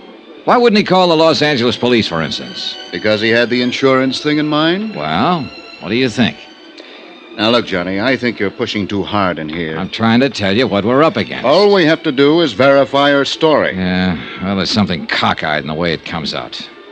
According to Mrs. McLean's statement, the doctor thought of the insurance trick as he went along. That is, after he called Jersey City and found out the dead girl in his office had no one else in the world because her mother had died a couple of days before. After he saw he had a good chance. Yeah? He wouldn't have known he had a chance to pull the trick if he'd done what he was supposed to do and called the Los Angeles police. Yes, but... Now, that's important. And look, here's another thing. Mrs. McLean says she was acting as receptionist in his office when this strange girl came in. Now, I don't know about you, but every receptionist I've ever seen in a doctor's office will ask you your name and address before you see the doctor. Mrs. McLean didn't do that at all. But... They'll get your name and address unless they already know it. Where's Mrs. McLean now? Over at the New Hartford Hotel. I asked Sam Benson to keep an eye on her until we file charges and take her into custody. Well, you can call him off. Now, look here, Johnny. Every word she has told us will have to be verified before we can take any action like that. Every word. I don't know whether I want you to handle this or not. It's okay with me, either way. Now, wait, Johnny. You want some more coffee? No, thanks. Let's not argue anymore. Okay, let's not. Mrs. McLean admitted she helped her husband cheat us out of $10,000. We've got that on paper. Look here. I made a check on the policy. We issued a straight life policy in Doris Mary McLean in Los Angeles, April 23rd, 1945. According to our records, Mrs. McLean passed away February 1st, 1954. Yeah. Claim was filed by the beneficiary, husband, David Earl McLean, M.D., February 4th, and paid off on the 10th. $10,000 full claim. Here you are. Uh-huh. That's a photostat of the death certificate attached. Yeah. Cause... coronary thrombosis. Now look at that signature. Dr. Willis Reed. That's the same doctor she said her husband called in. I know. What else? Business about her living and working in New York in a medical lab. This is the name of the place. Mm-hmm. She said she'd used the name of Patricia Kennedy. Well, I put in a call to their personnel manager. I described Mrs. McLean to him, and he said that sounded like her. Checked out. They'd been with him almost 2 years. Yeah, that's about it. Well, I called the airport, and they'll get me out to Los Angeles by tomorrow morning. Thought it'd take a few hours in New York to check some other things out. Sure. That looks pretty definite to me, especially with her statement and all the things she said. So what have you got to worry about, Johnny? All the things she didn't say. Expense account item 3, $38.14. Transportation, Hartford, Connecticut to New York, New York. I checked my bag at Idlewild and took the limousine in as far as the Waldorf. Expense account item 4, $3, cab fare and tip. Number 22, 57th Street. Doris McLean's residence, where she'd lived as Patricia Kennedy, apartment 23. I talked to the manager. This is her apartment, Mr. Dollar. I see. How long has she lived here? Moved in, 2 years ago next month, March 1954. Good tenant? Very quiet. Ever talk to her? Not much. Christmas time, we had a drink together down in my apartment with my wife. First time I knew she worked in a medical laboratory. Mm-hmm. Does she have any friends in the building that I could talk to? Not that I know about. She keeps to herself, minds her own business. May I ask where she is now? In Hartford, Connecticut, at the New Hartford Hotel, if you want to talk to her about anything. I might want to talk to her about you. So? You knock on my door and say you're an insurance investigator and you want to look at her apartment. I saw your credentials and all that, but I don't know about you now. She asked me to investigate a matter. This is part of the investigation. Well, if you feel any better, why don't you telephone her long distance, tell her I'm here. I'll pay the charges. Oh, that's okay. Do you mind if I look around? I'll have to stay with you, Mr. Dollar.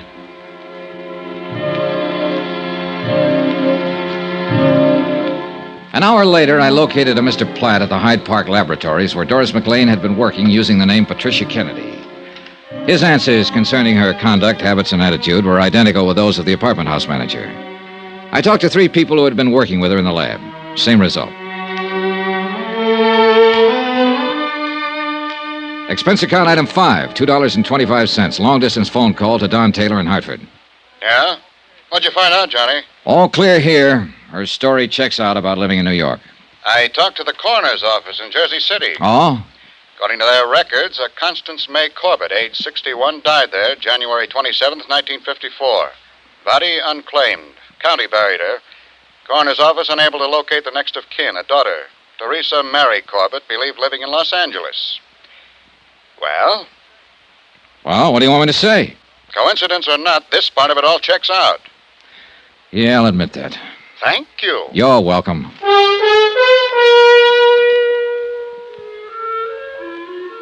Expense account item 6, $113.65. Transportation, New York to Los Angeles. We landed at International Airport in a heavy fog at 8:35 in the morning. By 9:35, I was in my room at the Statler Hotel sleeping.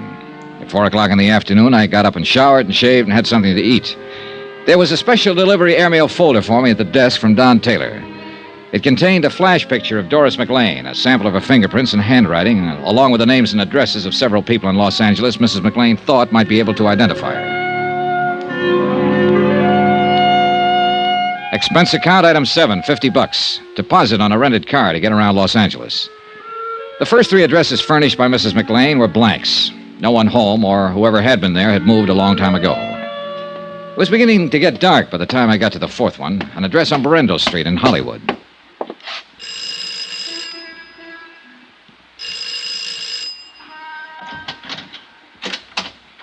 Hello? Hello, I'm looking for Pauline Henderson. What do you want? I want to talk to her for a minute. My name's Johnny Dollar. Well, I'm Pauline Henderson. Oh, may I come in? What's your business? I'm an insurance investigator. Well, I don't have any insurance and I don't want any. Well, it's about a case. Wait a minute, I'll put on a roll. Yeah, sure. Hope you aren't going to try to talk me into buying an annuity or something like that. No, nothing like that, Miss Henderson. Oh, all right. Johnny Dollar, huh? Yeah, that's right. Insurance investigator, did you say? Yes. Come in. I thought maybe you could help me. Well, I'll try. I'm in something of a hurry. Only take a minute, Miss Henderson. I'd like to have you look at this.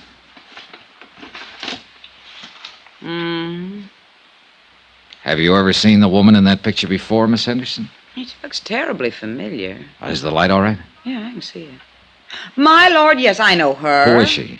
Well, that was Doris McLean. You're positive? Yeah, she was married to Dave McLean. He's a doctor here in Los Angeles. She died a year or so ago, very suddenly. Yes, so I understand. How well did you know Mrs. McLean, Miss Henderson? Oh, we were friends. I mean, we worked together in a medical lab here before she married Dave. How long did you know her? 5 or 6 years. What is all this? Just wanted to make sure this was Mrs. McLean. Pictures of her, all right. Yes. You know, I don't think you've been exactly telling me the truth. Well, I just had your name on a list, Miss Henderson. I was told that you might be able to recognize a picture of Doris McLean if you saw one. Who told you that? I'd rather not say. My, so mysterious. Well, I don't mean to be. You look nice enough. Is that all you want to know? Yes. Well, one more thing. When did you hear about Mrs. McLean's death? The day after it happened. I read about it in the paper. It was quite a shock. Doris was always so healthy. How did Dr. McLean take it? What? How did her husband take her death? Looking at a picture and saying yes and no is one thing. I wish you'd tell me what this is all about. Let's say I wanted to make sure this was Doris McLean, and I wanted to make sure she died 2 years ago. If I'm any authority, you can be sure of it. How about the other part? Dave McLean? Yeah. Well, he got over it, I suppose. Don't you know? Well, I haven't seen him since the funeral. What's your name again? Johnny Dollar. Where do you live? Hartford, Connecticut. I'm at the Statler Hotel here right now. Why? It just occurred to me, if you wanted someone to look at the picture and identify it, you'd go to Dave McLean and ask him. After all, he was married to her. You'd go to him. I would. Yeah. You go to him before anybody else. I think I'll call him and tell him about you. What do you think of that? That's all right with me, Miss Henderson. Expense account item 8, $3.15. Long distance phone call, Los Angeles to Hartford. Don Taylor. Hi, Johnny Dollar. Doris McLean still at the New Hartford Hotel? Yeah, why? Better call your private eye pal, Sam Benson, and tell him to keep an eye on her 24 hours a day. Huh? What are you talking about? The cat's getting out of the bag here. What? I could be wrong, Don. But if I'm right, somebody might want to kill her.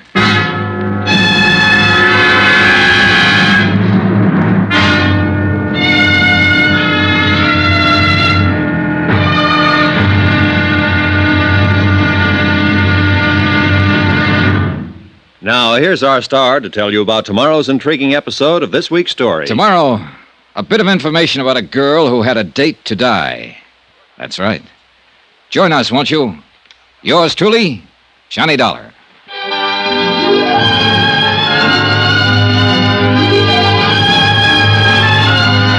Yours truly, Johnny Dollar, starring Bob Bailey, is transcribed in Hollywood. Written by John Dawson, it is produced and directed by Jack Johnstone. Be sure to join us tomorrow night, same time and station, for the next exciting episode of Yours truly, Johnny Dollar. Roy Rowan speaking.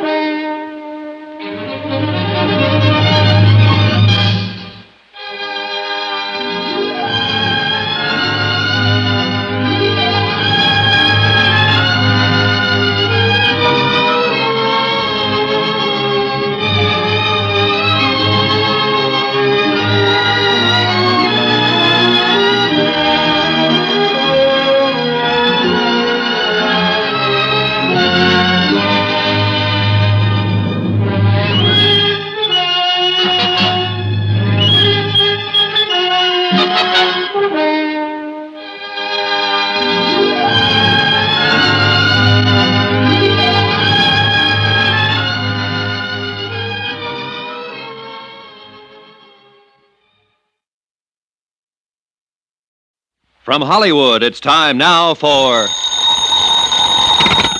Johnny Dollar. This is the desk, Mr. Dollar. Your number's ringing now. Good.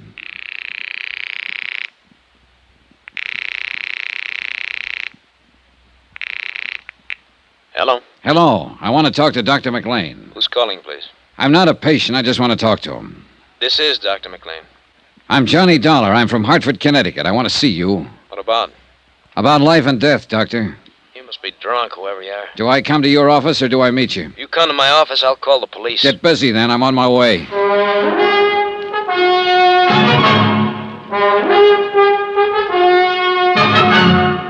Tonight and every weekday night, Bob Bailey in the transcribed adventures of the man with the action-packed expense account, America's fabulous freelance insurance investigator. Yours truly, Johnny Dollar.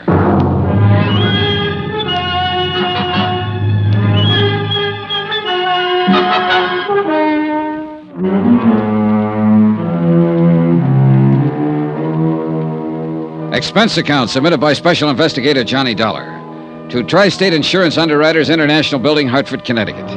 The following is an accounting of expenditures during my investigation of the McLean matter. Expense account item 10, $4, gasoline for my rented car. I was in the filling station at the Statler Hotel having it filled up when George Riley stepped out from the lobby entrance. Hey, Dollar. Huh, Riley? I came down here to see you. What about? What do you think, what about? All right, get in.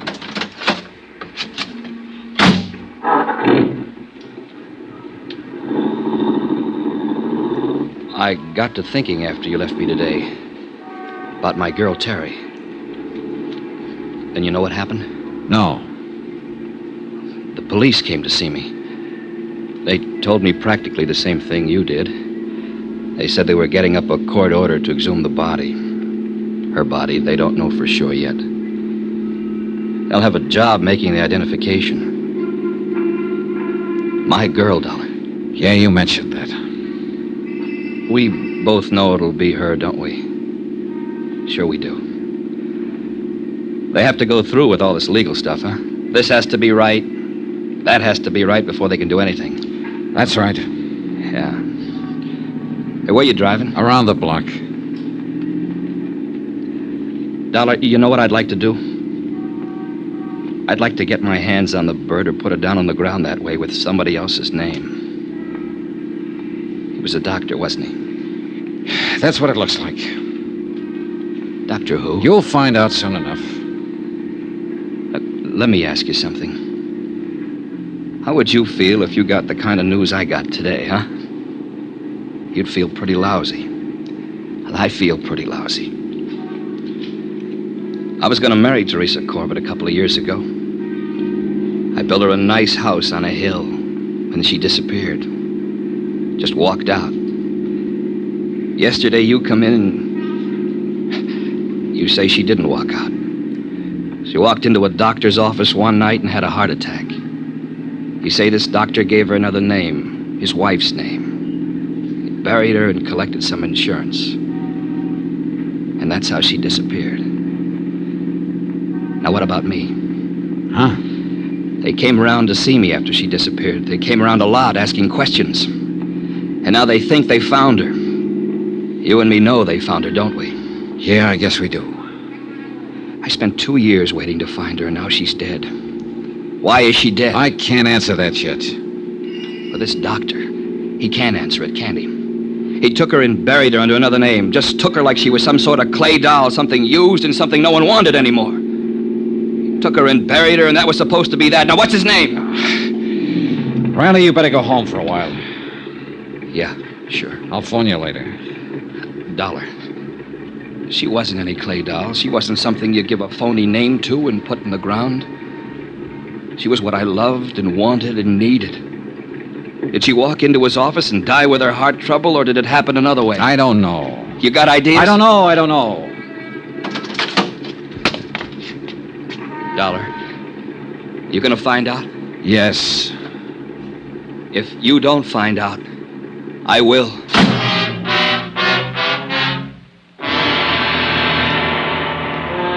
I stayed right there and watched George Riley lurch across the street and hail a cab. Then I turned back and found the freeway, rode it out to Sunset and all the way to the Pacific Palisades in the office of David E. McLean, M.D. Come in, Mr. Dollar. Sit down. He was a tall, broad-shouldered man in his early 30s. I shook hands with him and sat down. Well, that was a pretty startling telephone call, Mr. Dollar. I confess I was intrigued by it. You said you'd call the police. Well, I didn't. I don't know why I said that, really. Tell me, what is on your mind? I'm an insurance investigator, Doctor. Or didn't a woman named Pauline Henderson call you and tell you I was in town? Pauline Henderson? Pauline Henderson. I don't believe that A friend of your wife's, Doctor, an old friend who worked with her once. The kind of a woman who would recognize a picture if she saw it. I don't believe I remember her. Then she didn't call you and tell you I was in town. Well, that's all right, too. She said she might do that, though. Don't you want to know why, Doctor? Well, I suppose so. Yes. Why? Because I went over to see this Pauline Henderson the night I got in. She was one on a list of names of people who might know your wife on sight. Oh? She got kind of upset about my going there and asking her questions. I don't blame her. I'm a stranger to her. She finally said she'd tell you about it. I said, go ahead and tell you. And so? You just don't have any questions about anything, do you? I'm completely baffled by this whole thing. What's your point? Don't you really know why I'm here, Dr. McLean? I haven't the least idea, but I can tell you we're wasting a lot of time. This is a nice office, Doctor. How long have you been here? A year or so. Why? Starting out, it costs quite a bit of money for equipment like this. Rental in a building like this, doesn't it? I don't think that's any concern of yours, Mr. Dollar. I do wish that you'd say what you have to say or do what you have to do and get it over with. I don't know whether you're so anxious at that. Try me. I've been pretty patient with you. You come here and talk about a lot of vague things that I have no connection with at all. You make a strange phone call. You appear as though you're trying to intimidate me. You mention an old friend of my wife's. Pauline Henderson. Yes. What has she got to do with it? Nothing, really, except possibly as a witness. Oh? Witness to what? To an identification. She said she might call you. She was worried about an investigation I'm handling. What investigation is that? I understand you once treated a patient named Teresa Corbett. Teresa Corbett? Last treatment 2 years ago, February 1954. I had offices over in Hollywood in 1954. Are you quite sure that you have the right doctor? I am. Well, I don't remember a patient by that name. What did I treat her for? A heart condition. Oh? Well, we'll soon find out. Corbett, eh? Teresa Corbett. When was this now? February 1954. Well, I don't have anyone by that name in my files, Mr. Dollar, but it must be important if you came all the way to Hartford to ask about it. It's pretty important. Well, she might have come in for some little thing, and in that case, I wouldn't necessarily have a history on her. I understand she came to see you quite a few times. Could it have been another Dr. McLean? It was you. Well, that's funny. Oh, now, wait a minute.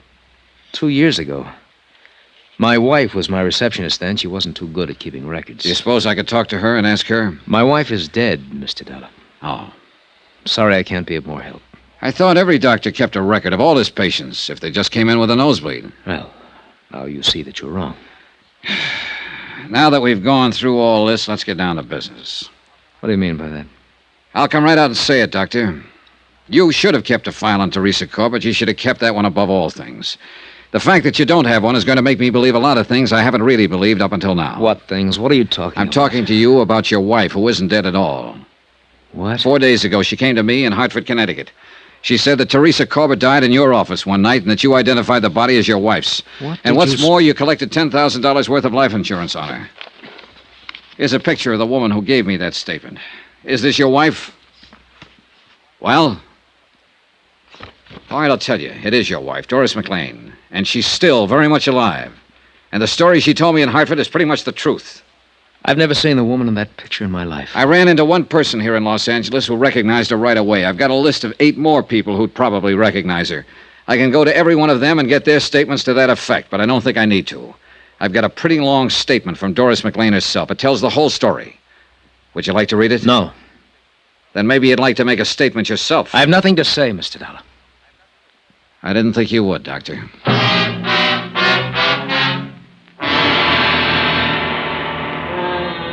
On the strength of the evidence already assembled, I preferred charges against Dr. David McLean. He was taken into custody and arraigned for defrauding an insurance company. He refused to talk at the arraignment and afterwards when he was held in the city jail. Expense account item 11, $2.20, telegram. I wired Hartford advising Don Taylor of the events in Los Angeles. The following morning, I received an answer from him to the effect that he was bringing Doris McLean to Los Angeles.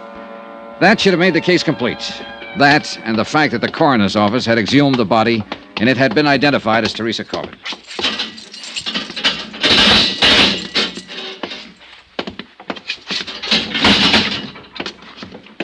Well. Hello, McLean. What now? Oh, I thought we could talk. We can't, so that's that. We have your wife's statement, how the whole thing worked. The coroner's man identified the body of Teresa Corbett. So? Your wife will be here tomorrow sometime. Her testimony will cinch it. Will it? You know it will. I want a statement from you. Look, we aren't in a courtroom now, McLean, but we will be. It'll be a tough case from top to bottom, but we'll get you, and we'll get you good. A statement from you right now might save you some trouble, save you 2 years on your sentence. Oh, you're here to give me a break. No, I'm here because my job says I'm supposed to be here. I wouldn't want to save you anything, brother. The longer they send you up, the better I'm going to like it. But I'm not going to push too hard for a statement from you. I'm just giving you the chance to have your say-so right now and suggest that you go into court with a guilty plea. It's up to you. You know something? You'll never get me into a courtroom. Expense account item 12, 10 cents, one morning newspaper, which carried a complete story of the McLean case as well as the information that Dr. McLean had denied all charges and was freed on bail. That, along with his remark about not appearing in court, worried me. An hour later, I was out in the Palisades looking for his San Vincent home address. It happened to be a 2-story building, but I didn't get up to his apartment soon enough. Hold it! Stop!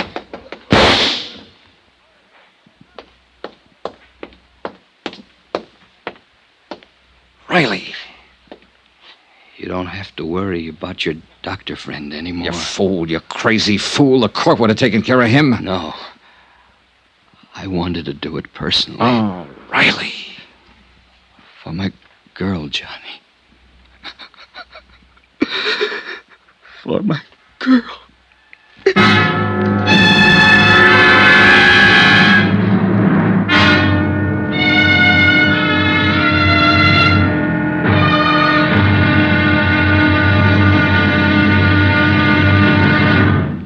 Now, here's our star to tell you about the final intriguing episode of this week's story. Tomorrow, a brand new, a rather startling statement from Mrs. McLean, without lies.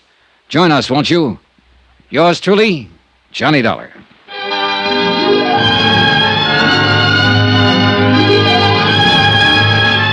Yours truly, Johnny Dollar, starring Bob Bailey, is transcribed in Hollywood. Written by John Dawson, it is produced and directed by Jack Johnstone. Be sure to join us tomorrow night, same time and station, for the next exciting episode of Yours truly, Johnny Dollar. Roy Rowan speaking.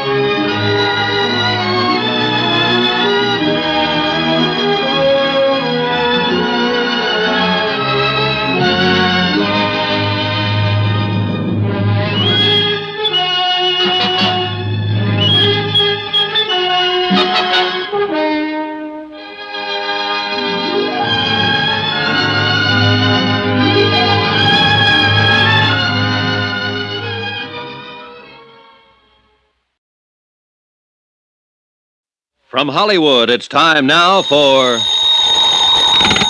Johnny Dollar. Johnny, Don Taylor. Are you here in L.A.? With Mrs. McLean. Why didn't you meet my plane? Dr. McLean's been shot. What? Teresa Corbett's boyfriend, a guy named Riley, pumped 3 slugs in him this afternoon. He was afraid McLean might get off. McLean's still alive? He's hanging on, but they don't give him much of a chance. I'm on my way to the hospital right now, L.A. General. Meet you there.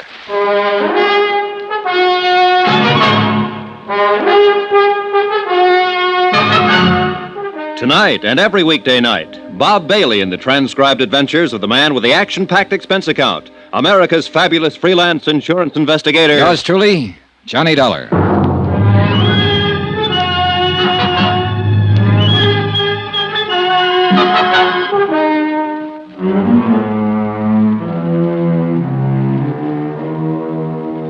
Expense account submitted by Special Investigator Johnny Dollar to Tri-State Insurance Underwriters International Building, Hartford, Connecticut. The following is an accounting of expenditures during my investigation of the McLean matter. Expense account item 13, $10, rental, for a tape recording machine which I took with me to the hospital room of Dave McLean. Don Taylor met me in the hall. Hi. Hi. Where's Mrs. McLean? I turned her over to the police. Do you know about this? No. Who's this man, Riley? Oh, just a lonely guy who lost his girlfriend. Let's go. Wait a minute. There's something else, isn't there, Johnny? Oh, I don't know. I think there is, Don. I'm going to try to get it from McLean now. That's why I brought this thing. What'll happen to Riley? He's being held for assault with a deadly weapon intent to kill. If McLean dies, it'll be changed to murder. Mr. Dollar? Yes? You can go in now. This is Mr. Taylor. I'd like him to come in, too. It's all right. This way, please. The nurse led us down to the end of the hallway and into McLean's room. Transfusion equipment was rigged up on one side of him, intravenous on the other. He watched us walk in without a word, until he saw me set up the recording equipment. What do you think that's for? You, McLean. That statement we were talking about. What statement? You know how bad off you are. It doesn't make any difference now. Who's this man? My name's Taylor. Police? I'm with Tri-State Underwriters. Oh. You must be a close friend of Doris. She came out here with him, McLean. How is Doris these days? She's made her statement. Squeeze play. How about you? No. I'm not gonna say a thing. Oh, now, McLean. Tell you what I'll do. We'll talk about it later. There may not be a later. I think there will be. I'm gonna bet on it that way. It's tough, Dal. You struck out again. There's always your wife. She won't tell you anymore. She's got her own troubles. I think you'd better leave now, Mr. Dollar. Yeah.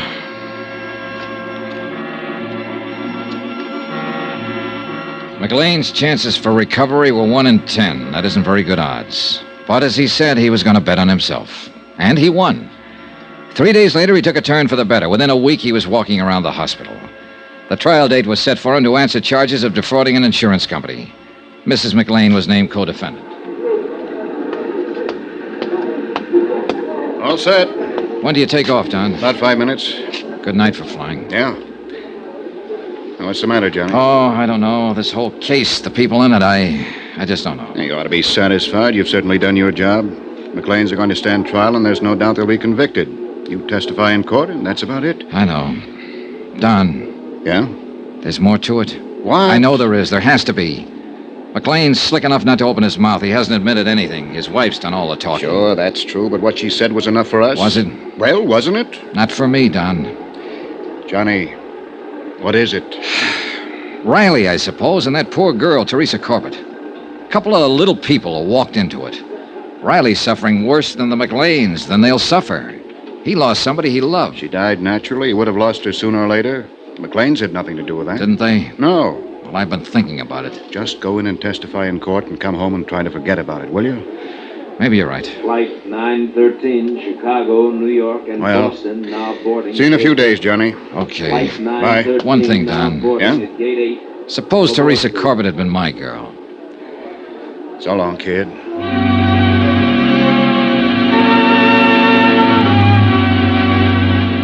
Don Taylor went back to Hartford and left me to wrap up the details and testify in court.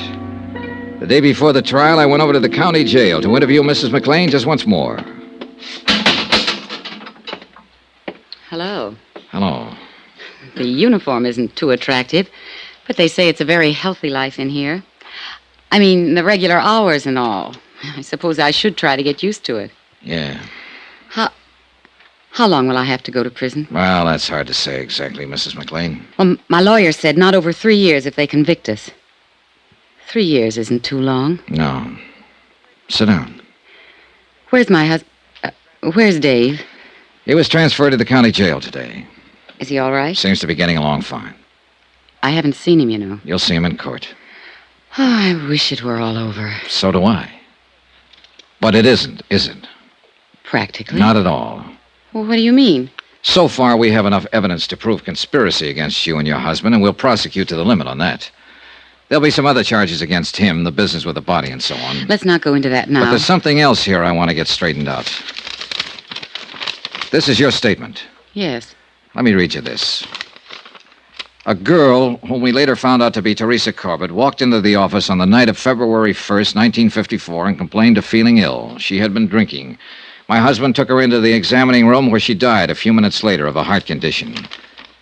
Those are your own words on this sworn statement, Mrs. McLean. Yes. Let me go on. I had never seen or heard of Teresa Corbett until that night.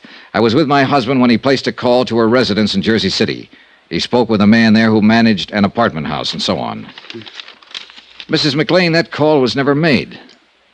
I was in the room when Dave made it. The phone company has no record of it, no bill for it. I mentioned this to you because we are going to mention it at the trial tomorrow. You have my statement. Are you trying to make a liar out of me? The fact remains that call wasn't made. Were you in the examining room when Teresa Corbett died? No, I was in the front office. Isn't it a fact that she was a patient of your husband's before that night? No. I found out, I'll tell you. Teresa Corbett was one of your husband's patients. Why, She came here to live in Los Angeles because of a heart condition she had. He was the doctor she went to see. She just didn't walk in that night and drop dead. If that's true, I didn't know it. That night you said you were acting as a receptionist in your husband's office. When Teresa Corbett walked in, she must have given you her name when she asked to see the doctor. Well, she didn't.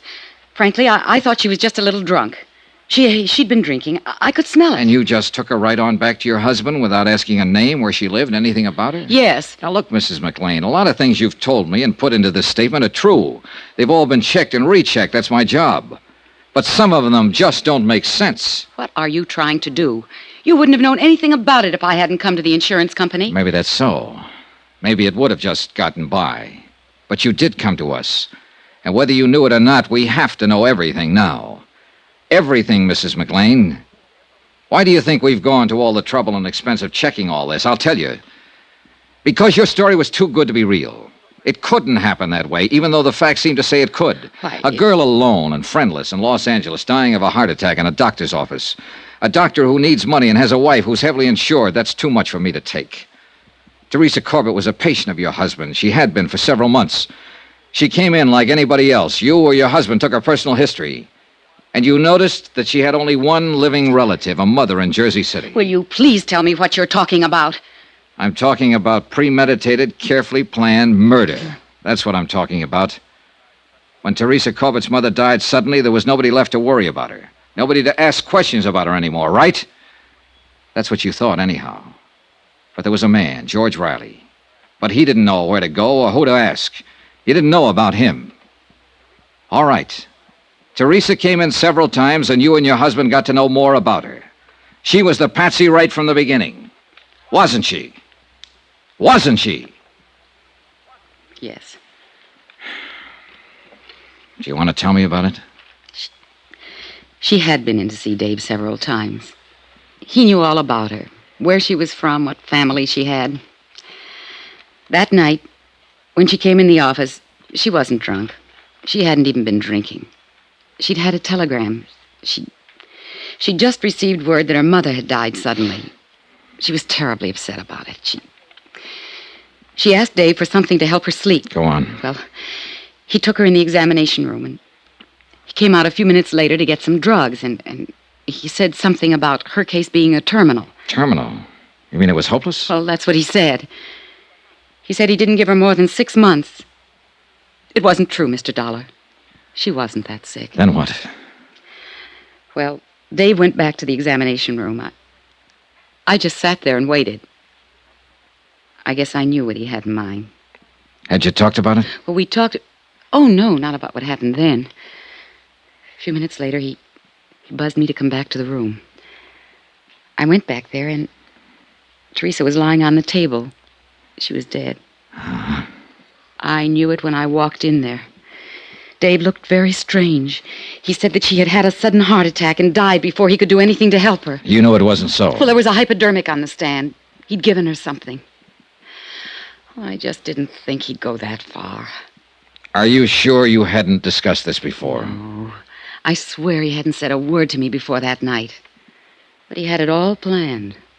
That is what to do and everything when I came back to the room. He called Dr. Reed. Dave showed him Teresa and said it was me. Reed signed the death certificates. Yes. When did you leave town? The same night Dave made me. He said he'd handle everything. I accused him of killing her, and he said that she just died there. Well, I guess I was kind of hysterical, but then he said, all right, I did kill her. She didn't have long anyhow. I killed her, and you helped me kill her. Now get out of here and stay out of here. If you ever open your mouth about it, you'll go to the gas chamber with me. Do you want a cigarette? Yes, please. Here you go. Thanks.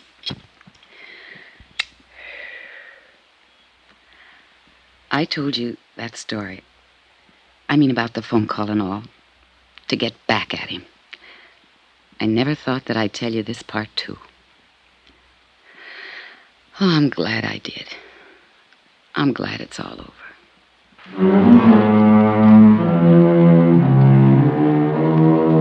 Expense account item 14, $85.40, hotel and board while in Los Angeles. Item 15, $205, plane fare back to Hartford. Expense account total, $798.60. Remarks? Murder charges have been filed against the McLeans, and they stand trial next month. George Riley received 3 years and a suspended sentence for assault with a deadly weapon. I was wrong about practically everything in this case. All the lies came true, but so did the facts.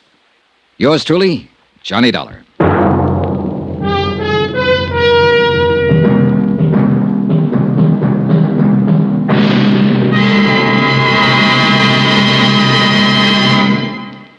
Remember, there'll be another intriguing story for you beginning next Monday night. Next week, cui bono.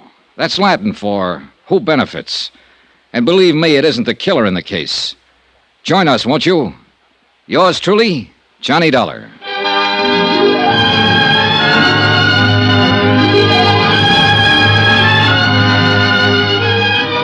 Yours truly, Johnny Dollar, starring Bob Bailey, is transcribed in Hollywood. Written by John Dawson, it is produced and directed by Jack Johnstone. Heard in this week's cast were Lucille Meredith, Betty Lou Gerson, John Stevenson, Bob Bruce, Victor Perrin, Tony Barrett, and Herb Ellis. Musical supervision by Amerigo Marino. Be sure to join us on Monday night, same time and station, for another exciting story of yours truly, Johnny Dollar. Roy Rowan speaking.